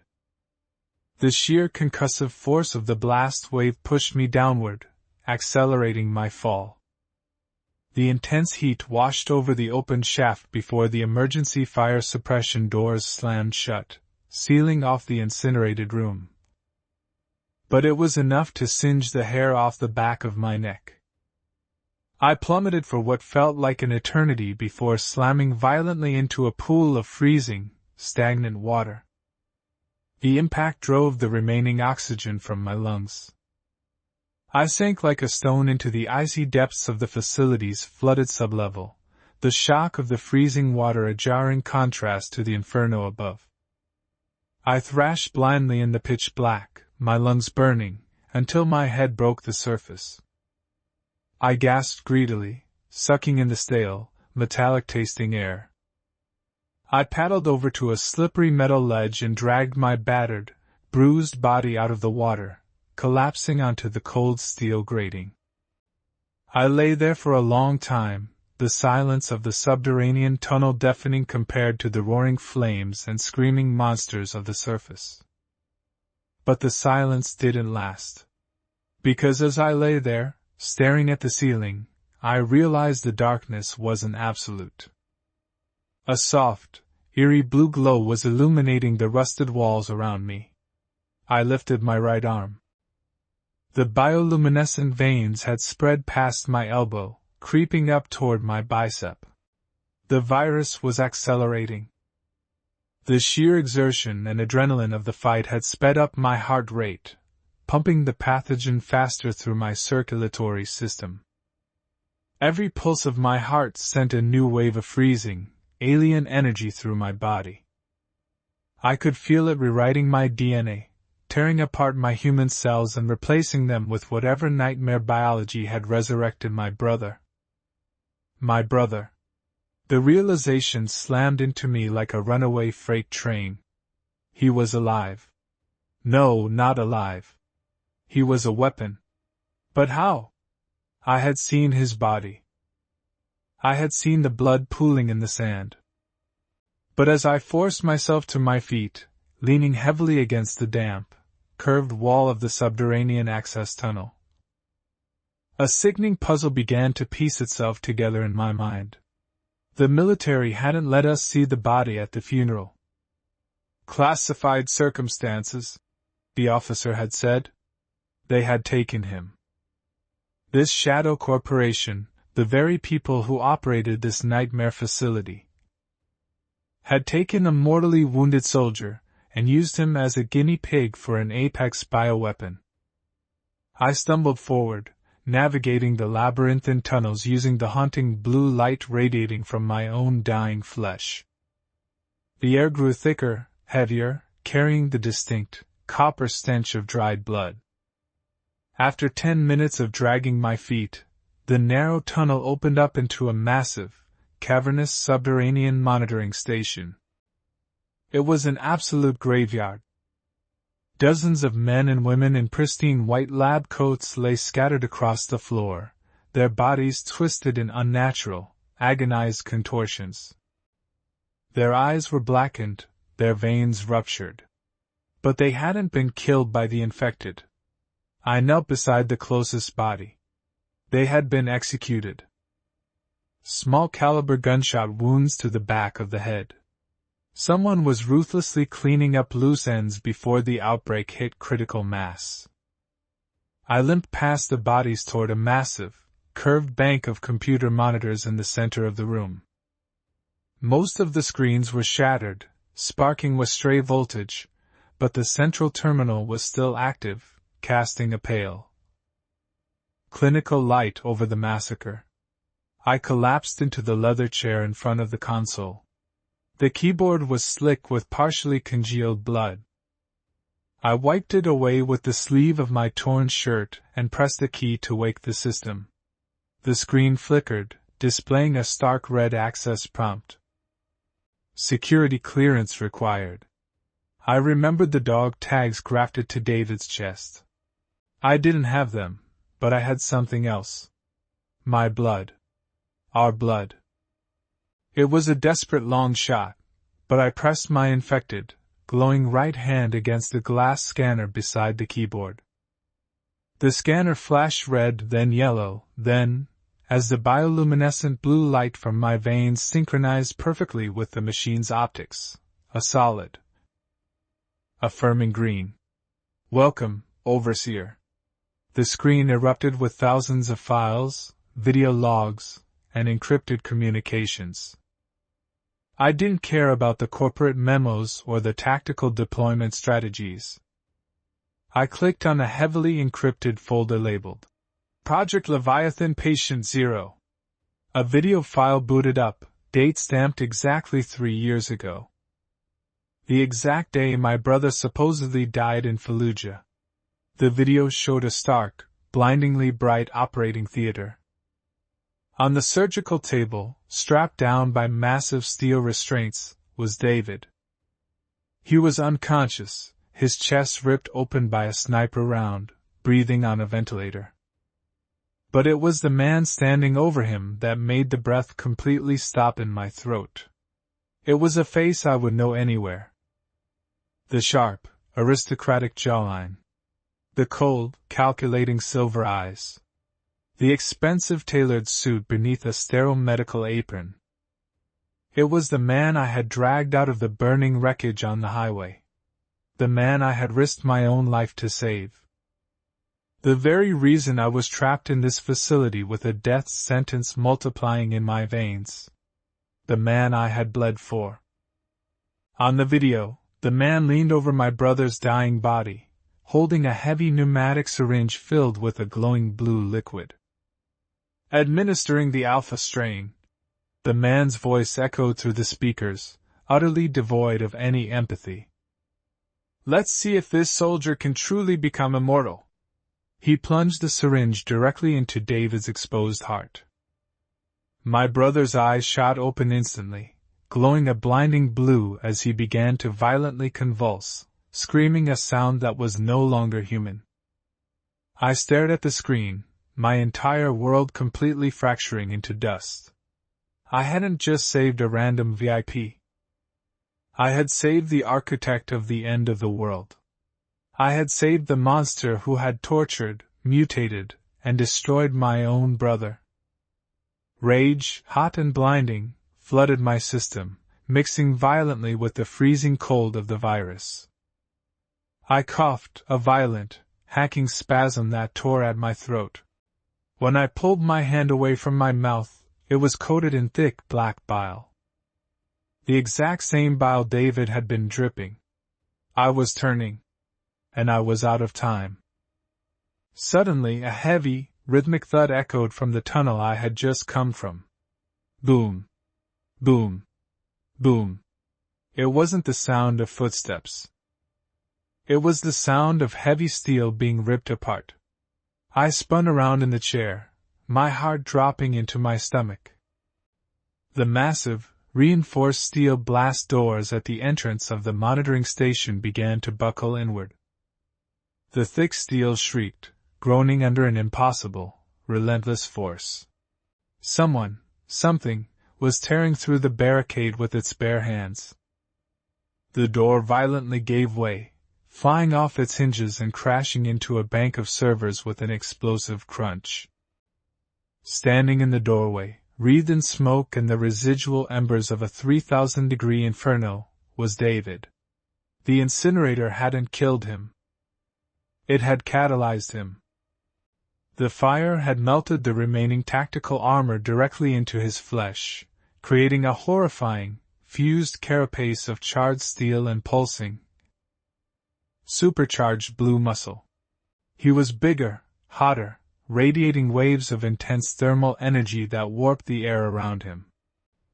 But he didn't blindly attack. He just stood there, his glowing eyes locked onto mine. Then, the most terrifying thing of all happened. From the deep shadows behind my monstrous brother, a slow, deliberate set of footsteps echoed on the metal grating. A figure stepped out from behind the towering behemoth. It was him. The man I had saved. He looked immaculate, entirely unharmed, casually holding a small, matte black remote control with a single red button. He smiled, looking from David to me, his silver eyes gleaming with dark, sadistic amusement. "I have to admit," the man said, his voice echoing smoothly through the graveyard of dead scientists. "I didn't think the Alpha strain and the Omega strain would ever end up in the exact same room. But it's quite poetic that it's a family reunion."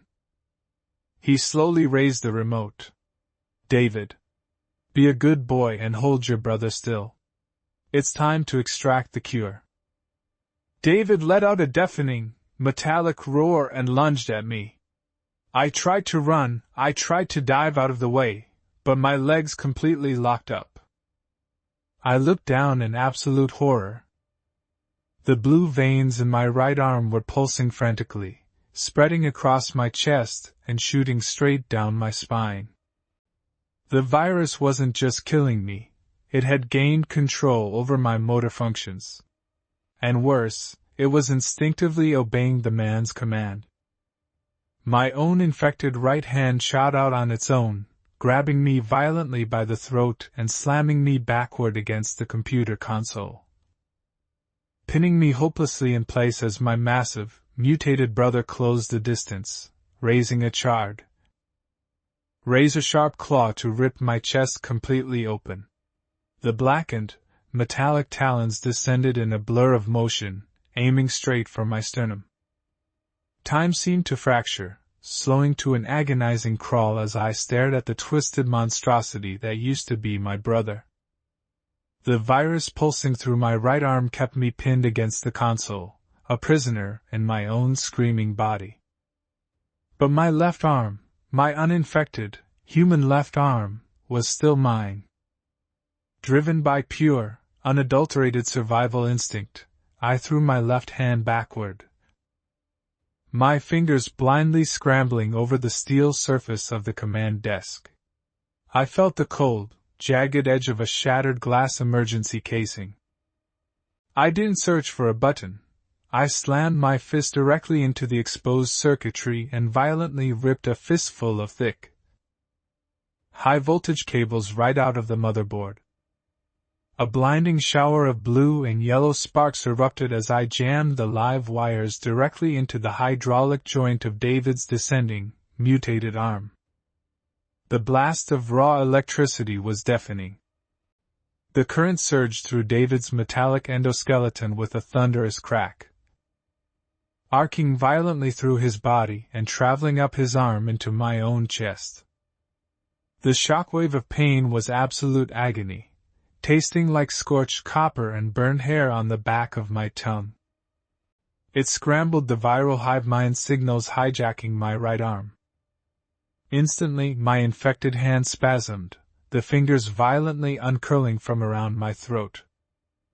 I collapsed to the grating of the floor, gasping for air, the smell of cooked ozone burning my nostrils as David stumbled backward, emitting a horrific sound that was half human scream and half dial-up modem static. I thought the electricity had saved me. I thought I had bought myself a few precious seconds to run. I was so unbelievably wrong. As I crawled backward across the blood-slicked floor, coughing violently, I noticed the emergency lighting overhead short-circuiting from the massive power surge I had just caused. One by one, the heavy fluorescent bulbs popped, plunging the entire sublevel laboratory into absolute, pitch-black darkness. But I wasn't hidden. I looked down at my infected right arm in sheer horror. The electricity hadn't killed the parasite in my veins, it had energized it. The thick, protruding veins spanning from my fingertips to my collarbone were now emitting a bright, sickly, bioluminescent blue glow. I was a walking, neon flare in a pitch-black labyrinth, and the 8-foot-tall cybernetic monstrosity hunting me could see every single terrified breath I took. I had to hide my arm. Frantically, I stripped off my heavy canvas jacket, wrapping it tightly around my glowing limb and biting down so hard on my own lip that warm blood filled my mouth. I used the sharp pain to anchor my fading consciousness. Dragging myself blindly through the dark, I slipped into a narrow ventilation maintenance corridor, the heavy steel door groaning shut behind me. Every pulse of my heart sent a wave of liquid fire radiating through my chest cavity. The cure the man had talked about over the intercom, it didn't feel like medicine.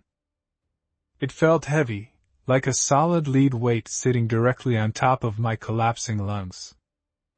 Then, the man's distorted, mocking voice crackled over the emergency battery-powered PA system, echoing through the claustrophobic metal shafts. Fascinating, the voice purred, vibrating with a sickeningly calm clinical detachment. The sudden electrical trauma triggered a localized defense mechanism in the pathogen. You are adapting faster than our wildest projections. But you cannot run from your own biology, son. The incubation period is over. That was when I felt it. A sharp, distinct, and rhythmic tapping against the inside of my ribcage. 1, 2, 3. I froze, my blood turning to ice water in my veins. I pressed my left hand flat against my chest. The tapping was completely out of sync with my frantic heartbeat. It wasn't a palpitation. It wasn't a muscle spasm. Something solid, something alive inside my chest cavity was waking up, and it was knocking from the inside, trying to find a way out. I choked back a sob of pure terror, crawling faster on my hands and knees until I tumbled out of the maintenance shaft and onto the cold tile floor of a massive, cavernous sub-basement laboratory. The red emergency auxiliary lights flickered to life, painting the room in the color of dried blood. I forced myself to stand, my breath hitching as I took in the sheer scale of the horror surrounding me. Rows upon rows of massive, cylindrical glass containment tanks stretched out into the gloom. Thick, viscous green fluid bubbled inside them, illuminating the floating silhouettes of twisted, biomechanical nightmares. But as I stumbled closer to the nearest tank, wiping the condensation away from the thick glass with my uninfected hand, my heart plummeted into my stomach. The face floating in the murky fluid wasn't a stranger. It was Mrs. Gable, our sweet, elderly neighbor who used to bake us pies on Sundays, her jaw now replaced by a jagged steel mandible. I stumbled to the next tank in a daze. It was Marcus, the mailman, his arms fused into long, serrated bone blades. The outbreak didn't just start today. It hadn't been a random accident at the city center. This had been happening for months, maybe years, right under our noses. Our entire suburban neighborhood had been a meticulously controlled harvesting farm. They were necessary stepping stones, a voice said from the shadows, completely undistorted this time. I spun around, clutching my glowing, wrapped arm to my chest.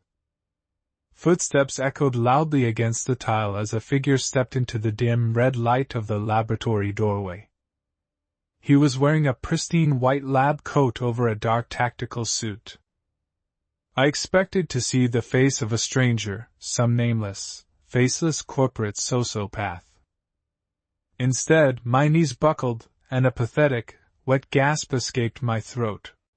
The scarred jawline, the piercing gray eyes, the slight limp in his left leg. It was my father. The man I had watched burn to death in a horrific car crash 10 years ago. Dead? I choked out, the word tasting like ash on my tongue. The betrayal hit me harder than David's metallic claws ever could. My mind snapped, struggling to process the impossible reality standing in front of me. He offered me a warm, paternal smile that didn't reach his cold, dead eyes.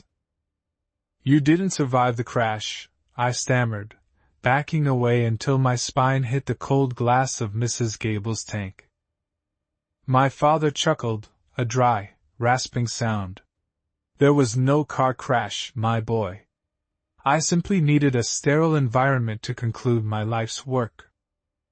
And I needed 2 genetically identical, highly motivated test subjects left to marinate in the real world." Identical? My head spun dizzily. David and I weren't twins. David was 3 years older than me. As if reading my mind, my father tapped his temple.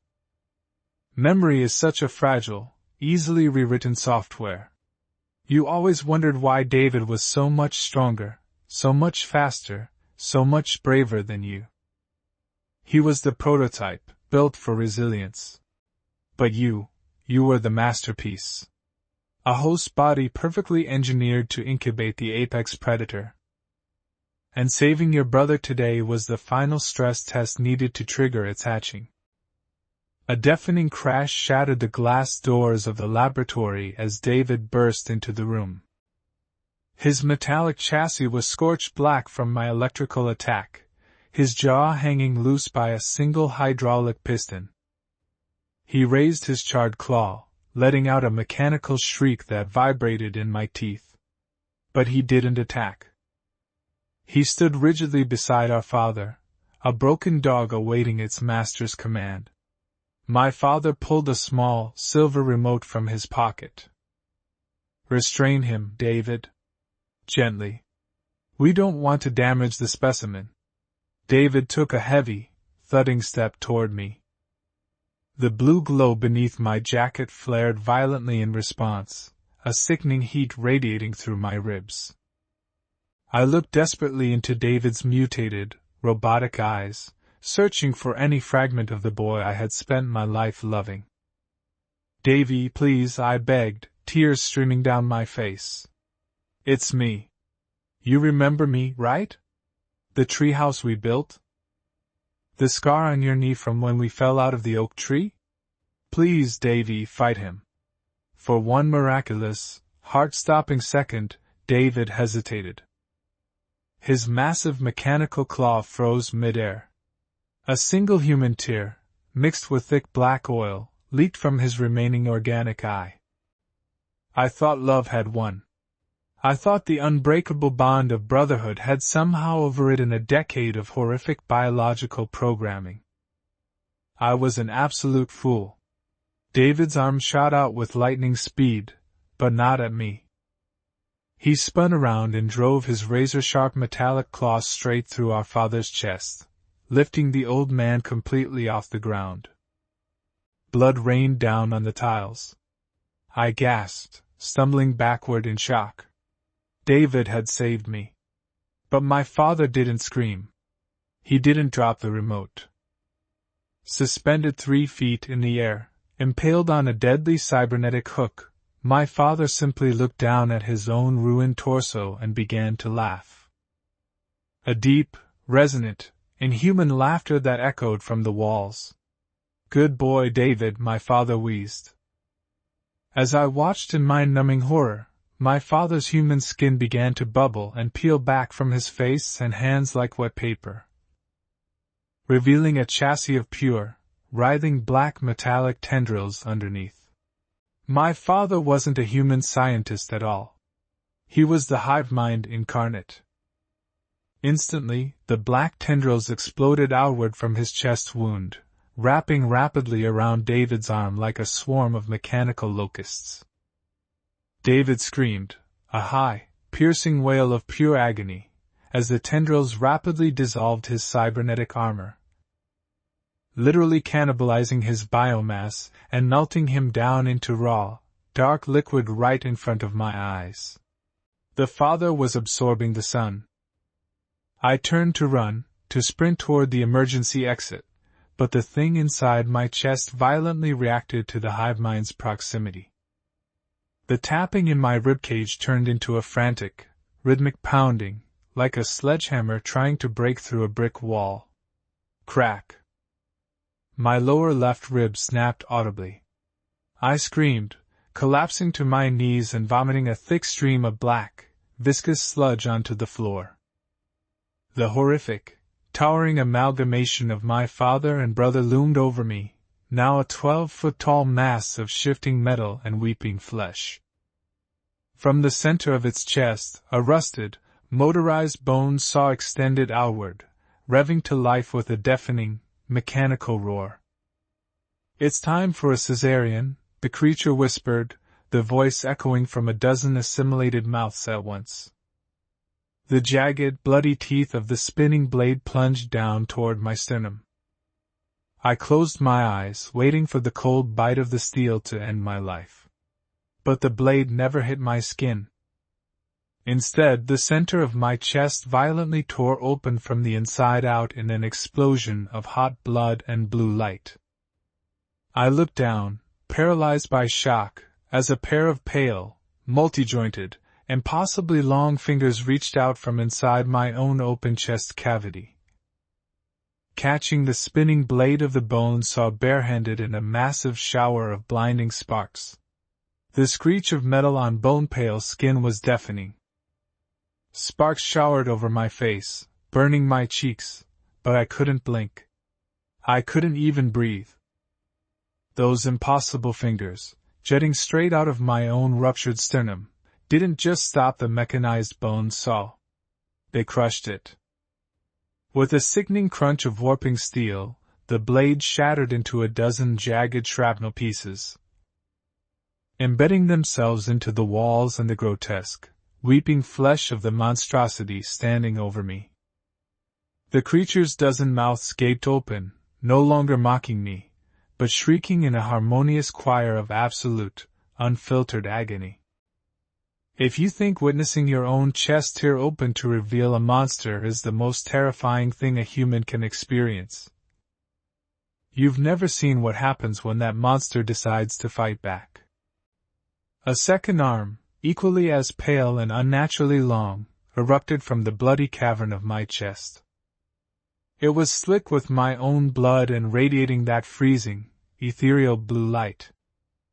The new hand shot upward, its elongated, needle-like talons sinking directly into the amalgamated mass of faces that made up the creature's head. The zombie monstrosity thrashed, its rusted mechanical chest cavity spewing black oil and infected blood, but it was powerless. The arms emerging from me possessed strength that defied the laws of physics. With a brutal, fluid motion, the pale hands gripped the creature's skull and violently ripped it perfectly in half down the middle. Thick ropes of black gore and spinal fluid painted the sterile white floor of the hospital wing. The massive, mutated beast collapsed like a puppet with its strings cut, instantly dead. I lay there on the cold linoleum, gasping for air, staring up at the flickering fluorescent lights. The blue glow emanating from my chest began to dim. I watched in paralyzed horror as the two pale arms slowly retracted, folding themselves back into the wet, fleshy cavern of my torso. As the fingertips disappeared beneath my ribs, the jagged edges of my ripped flesh began to move on their own. Tendrils of blue, glowing sinew lashed across the open wound, pulling the skin and muscle back together, stitching me up from the inside out in a matter of seconds. I ran my trembling hands over my chest. My scrubs were soaked in blood, slashed to ribbons, but the skin underneath was completely smooth. unblemished, cold to the touch. I thought the nightmare was over, that I had miraculously survived the worst this hellish outbreak had to offer. But as I pushed myself off the blood-slicked floor, a terrifying new reality began to set in. I remembered the woman I had saved in the emergency room just hours ago. The one who had started this entire apocalyptic wave. I hadn't just saved her. I had let her infect me, but not with the mindless, rotting virus that was turning everyone else into rabid cannibals. She had planted something else inside me. A parasite. A protector. An apex predator gestating inside my ribcage. And right now, it was desperately hungry. My vision suddenly shifted, bleeding into a spectrum of hyper-vibrant colors. The world around me distorted, and suddenly, the walls of the hospital were transparent to my eyes. I could see the thermal signatures of the infected swarming the floors below, their bodies glowing in putrid shades of sickly green. But more horrifyingly, I could see the bright, pulsing golden silhouettes of the uninfected. The survivors. And that's when the voice echoed in my mind, sending a shockwave of dread down my spine. It wasn't my voice. It sounded ancient, carrying the weight of 1,000 drowned whispers. "Feed us," it demanded. I stumbled backward, clutching my head, trying to shake the invasive thoughts away. "No!" I rasped out loud, my voice trembling and weak. "No, I'm not going to hurt them." But my legs began to move on their own, carrying me toward the stairwell. The parasite was piloting my body, drawn to the golden, pulsing heartbeats of a small group of survivors huddled in the pediatric ward on the 4th floor.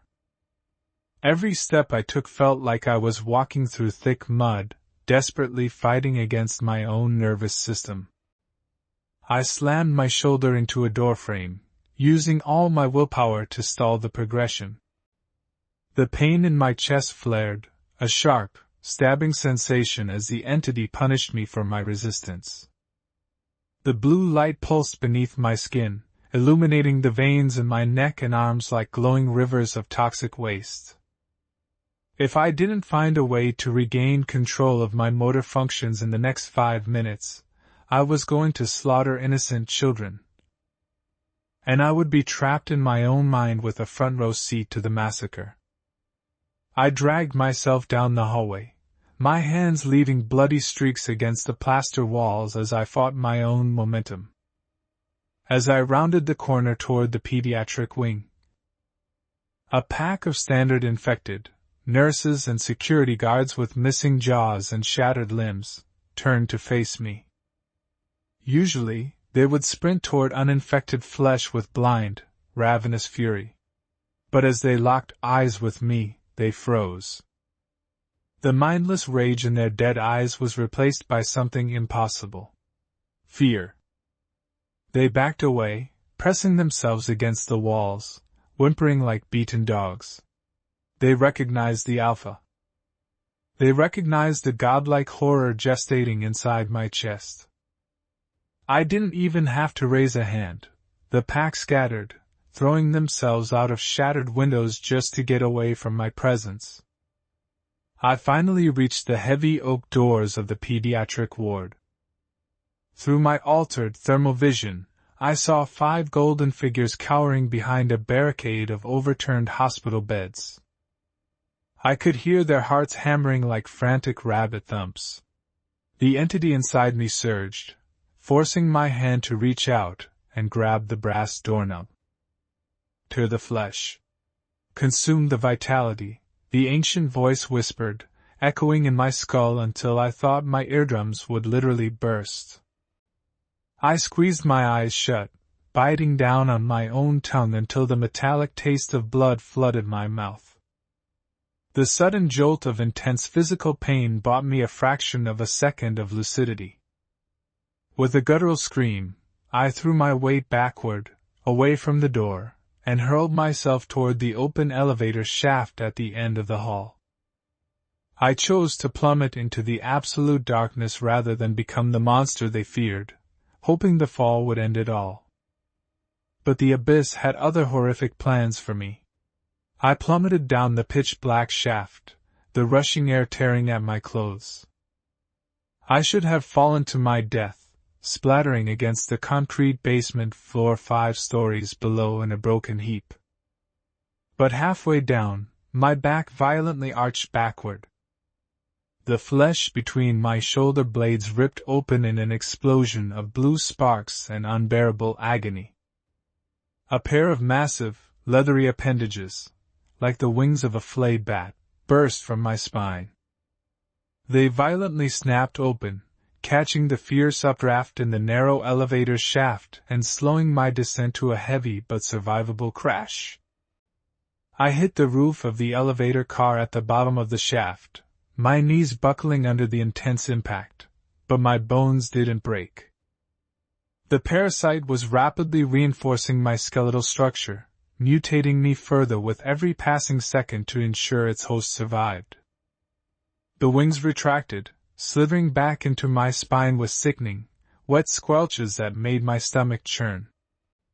I ripped open the escape hatch of the elevator car and dropped into the flooded basement level. The water was waist-deep, thick with floating debris, ruined medical supplies, and severed limbs.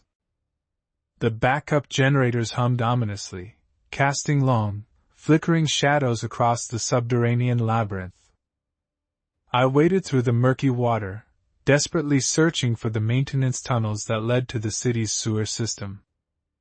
If I could just isolate myself, get far away from any living humans, maybe I could figure out how to starve this thing out. Maybe I could end my own life before it took complete and permanent control of my brain. But as I waded deeper into the flooded morgue, I realized I wasn't alone, and whatever was down here with me wasn't human. And it wasn't one of the infected. It was something that had been waiting patiently for me. The dark water rippled. A low, rhythmic thumping echoed through the cavernous basement, vibrating deep in my teeth and rattling my remaining sanity. Through my thermal vision, I saw no green infected signatures. I saw no golden uninfected signatures. Instead, I saw a massive, swirling vortex of blinding crimson heat. The water began to literally boil around my waist. From the dense shadows of the morgue's cold storage lockers, a figure emerged. It was a woman, dressed in a tattered, bloody hospital gown, floating inches above the boiling water.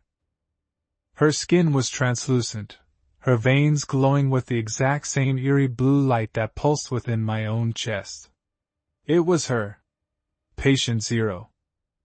The mysterious woman I had foolishly saved in the chaotic emergency room on day 1. The literal architect of this biological apocalypse. She smiled, a terrifying, motherly expression that made the blood in my veins run ice cold. "You've kept our child so wonderfully safe," she whispered. Her voice didn't travel through the damp air. It projected directly into my brain, vibrating against my skull. "I knew you were the perfect vessel from the moment you touched me. Your ridiculous human empathy was your undoing. You saved my life, and in return, you have been blessed to carry the ultimate future of our new species." I desperately wanted to scream, to lunge forward and tear her apart with the very monster she gave me, but my body betrayed me yet again. I was completely paralyzed, trapped in an unmoving cage of my own flesh as the ultimate nightmare began to unfold.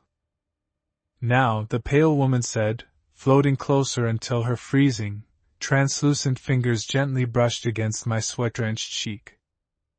"It is time for the birth. The old, rotting world must be completely cleansed to make way for the new kingdom." Suddenly, the flooded water around us erupted in a massive geyser of putrid filth, shattered concrete, and decaying debris. A colossal, serpentine monstrosity composed of literally thousands of fused, writhing human corpses burst from the flooded floorboards beneath me. The amalgam worm towered over us, brushing the high ceiling of the basement, its thousand decaying mouths screaming in an eternal, deafening agony. At the exact same moment, the entity gestating inside my chest went absolutely feral with defensive rage. The skin on my torso stretched incredibly taut, tearing at the seams as the blinding blue light overwhelmed my vision. The multi-jointed arms ripped entirely out of my stomach again in a geyser of my own blood, followed instantly by a jagged armored, insectoid head with massive razor-sharp mandibles that clicked frantically. The alien parasite wasn't just defending me anymore. It was trying to completely tear its way out of my body to fight the giant worm. A violent birthing process that would absolutely rip my body entirely in half. The glowing woman smiled serenely, her arms spread wide as the gargantuan corpse worm lunged down at us. Its cavernous jaws opening wide enough to easily swallow an armored truck. My entire chest cavity violently snapped wide open, my ribs cracking outward like brutal gunshots. As the screaming creature inside me launched itself upward to meet the descending jaws of the undead beast. I was suspended helplessly in midair, violently ripped open and bleeding out. Caught directly between the crushing teeth of a colossal undead leviathan and an alien god tearing itself out of my intestines. My fading consciousness plunging into the darkest black as the jaws snapped shut around us. The deafening crunch of the colossal jaws snapping shut around me was a sound I felt more than heard. It vibrated through the marrow of my exposed, shattered ribs, a concussive shockwave of pure kinetic violence. I should have been instantly pulverized, reduced to a fine red mist in the fraction of a second it took for those jagged, school bus-sized teeth to collide. But if you thought the jaws of that undead leviathan would be my tomb, you drastically underestimate the cosmic horror of the universe's sixth sense of humor. In the exact millisecond the cavernous maw slammed closed, the screaming, many-limbed nightmare that had just violently birthed itself from my shattered chest cavity expanded with unimaginable force. Its obsidian, razor-sharp appendages caught the upper and lower palates of the corpse worm's mouth, acting as a grotesque living wedge that stopped the crushing bite just inches from my face. The sheer pressure of the colliding titans sent a sonic boom echoing through the creature's fleshy cathedral of a throat, and the resulting shockwave through my broken, bleeding body backward, plunging me deep into the abyssal, suffocating darkness of the worm's esophagus. I was falling in total sensory deprivation. The air was thick with the suffocating stench of decaying thousands, a putrid miasma of rotting flesh, rusted iron, and boiling stomach acid that burned my eyes and throat with every agonizing gasp. My chest cavity was completely splayed open, a horrific blooming flower of shattered bone and torn muscle, yet somehow, I remained painfully, vibrantly conscious. I could feel the frigid, rushing wind tearing at my exposed lungs and the agonizingly erratic thumping of my own unprotected heart. I slammed against the slippery, heavily muscled walls of the throat, tumbling uncontrollably down a slide of pulsing, necrotic meat. If I thought the agonizing descent into the belly of the beast was the peak of my nightmare, I was dead wrong. What awaited me at the bottom was a sight that still violently jolts me awake in cold sweats, screaming until my vocal cords bleed. With a sickening splash, I crashed into a shallow lake of viscous, bubbling sludge. The impact sent a shockwave of blinding agony through my mutilated torso, and I screamed, inhaling a mouthful of the vile, metallic-tasting fluid. I thrashed blindly, trying to keep my head above the surface of the acidic muck. my hands slipping against the ground made of half-dissolved bones and slick, leathery flesh. The darkness was absolute for only a fleeting moment. Then, a sickly, pulsing bioluminescence began to emanate from my own ruined chest. The cavernous expanse of the Leviathan's stomach was suddenly illuminated in a horrific, pallid blue light. The walls of this fleshy cavern were not just muscle and tissue, they were a macabre mosaic of the consumed. Entire city buses, shattered military Humvees, and the mangled wreckage of helicopters were embedded in the undulating stomach lining. But worse were the faces. Thousands of half-digested, groaning corpses were fused into the walls, their melting eyes reflecting the eerie blue light of my open chest. Their jawless mouths silently screaming in an eternity of gastric torment. I was trapped in a living hell, but the true nightmare hadn't even begun to show its face. Above me, the fleshy ceiling of the stomach violently convulsed. Deafening shrieks echoed down the throat as the alien entity that had used my body as an incubator engaged in a titanic, tearing struggle against the corpse worm. Huge chunks of rotting meat and acidic blood rained down from the ceiling like a grotesque monsoon. I tried to drag my broken body backward, my hands desperately scrambling over the jagged landscape of digested debris. I looked down at my chest, expecting to see the final, fatal drain of my lifeblood. Instead, I witnessed something that defied every known law of biology and sanity. You would think being sewn back together is a miracle, until you realize exactly what you are being turned into. The glowing woman, the ethereal, serene apparition that had heralded the birth of the parasite, was standing over me, ankle-deep in the acidic sludge. Perfectly immaculate and untouched by the surrounding gore. She knelt down, her glowing fingers reaching into my shattered, bloody chest cavity. Where her fingers touched my exposed flesh, agonizing bolts of cold fire erupted. She wasn't healing me, she was weaving me. Brilliant, luminescent threads of blue energy shot out from her fingertips, latching onto my broken, outward splayed ribs and forcibly, violently snapping them back into place. The sound of my own bones grinding and locking into unnatural, jagged configurations echoed over the roars of the battle above.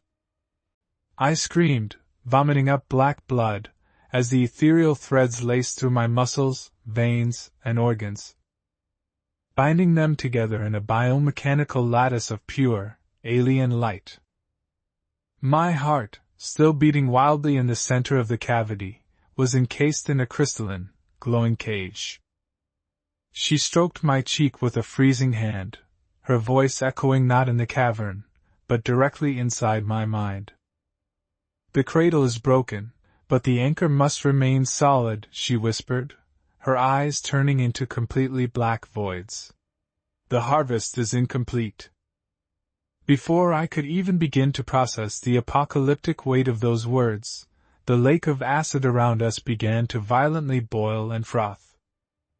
Surviving the digestive acids and the structural collapse of a giant undead worm was child's play compared to the apocalyptic revelation that was currently clawing its way out of the muck. The half-digested zombies fused to the walls were tearing themselves free. The acidic sludge had melted away their human features, fusing multiple corpses together into horrifying, multi-limbed amalgamations of gnashing teeth and exposed, bubbling bone.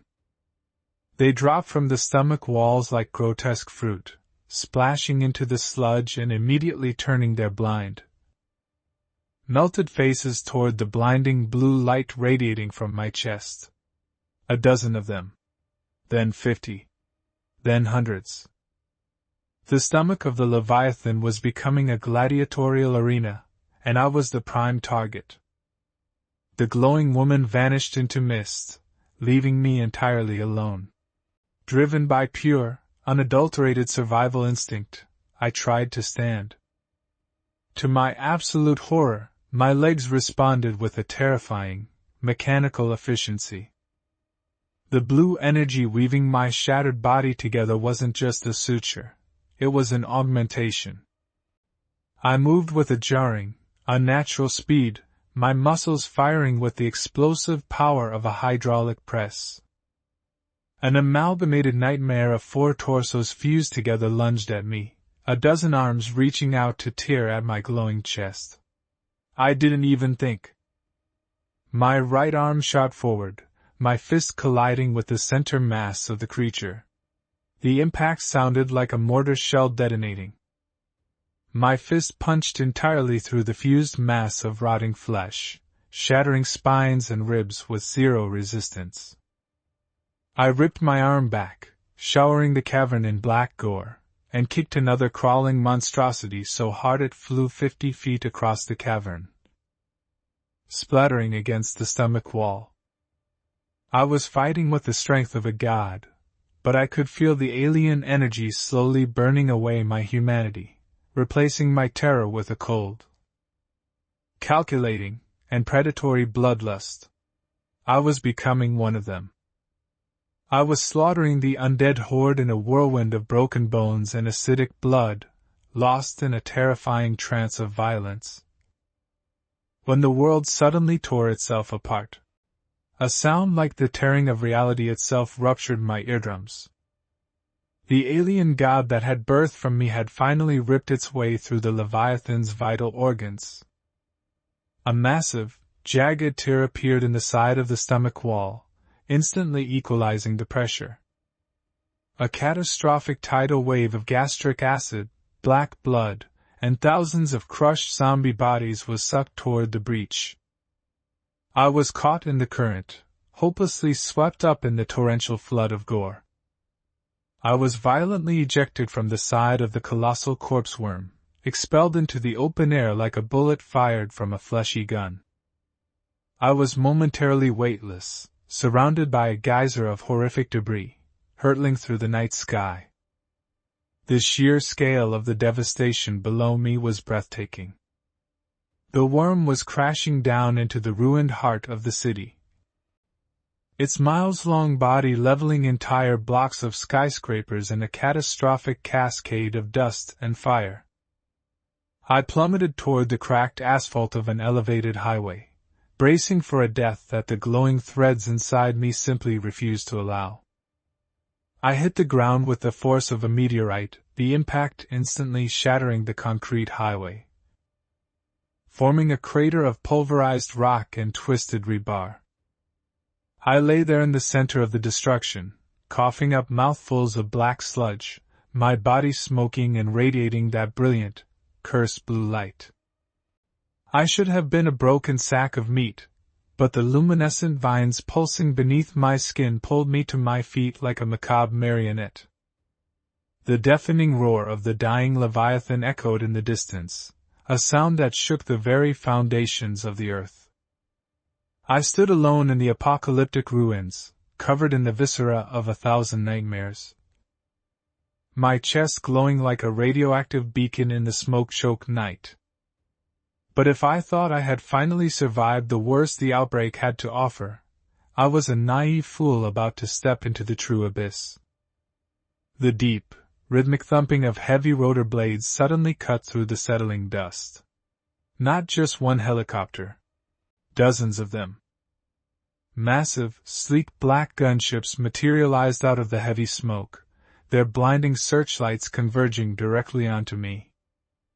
I raised a trembling hand to shield my eyes from the intense glare. These weren't standard military choppers. They bore no insignias, no flags. They were matte black, heavily modified, and bristling with advanced, pulsing weaponry that mirrored the eerie blue light radiating from my own chest. Ropes dropped from the sides, and heavily armored soldiers descended with terrifying precision. They didn't aim their weapons at the hordes of zombies swarming in the streets below. They formed a tight, heavily armed perimeter entirely around me. Their visors were completely opaque, reflecting only the unnatural glow of my shattered, bound together torso. I backed away, my augmented muscles tensing for another fight, but then the ranks of the soldiers parted. A sleek, armored command vehicle pulled up to the perimeter. The heavy steel door hissed open, and a figure stepped out onto the blood-soaked pavement. He was impeccably dressed in a pristine, tailored suit that looked absurdly out of place in the hellscape of the ruined city. He calmly adjusted his cuffs, his polished shoes stepping over the dismembered arm of a zombie, before looking up at me. My glowing, mechanical heart completely stopped in my chest. The breath evaporated from my lungs. It was him. The man I had saved in the alleyway on day one. The wrong person whose life I had protected, the very action that had triggered this entire apocalyptic cascade. He wasn't a victim.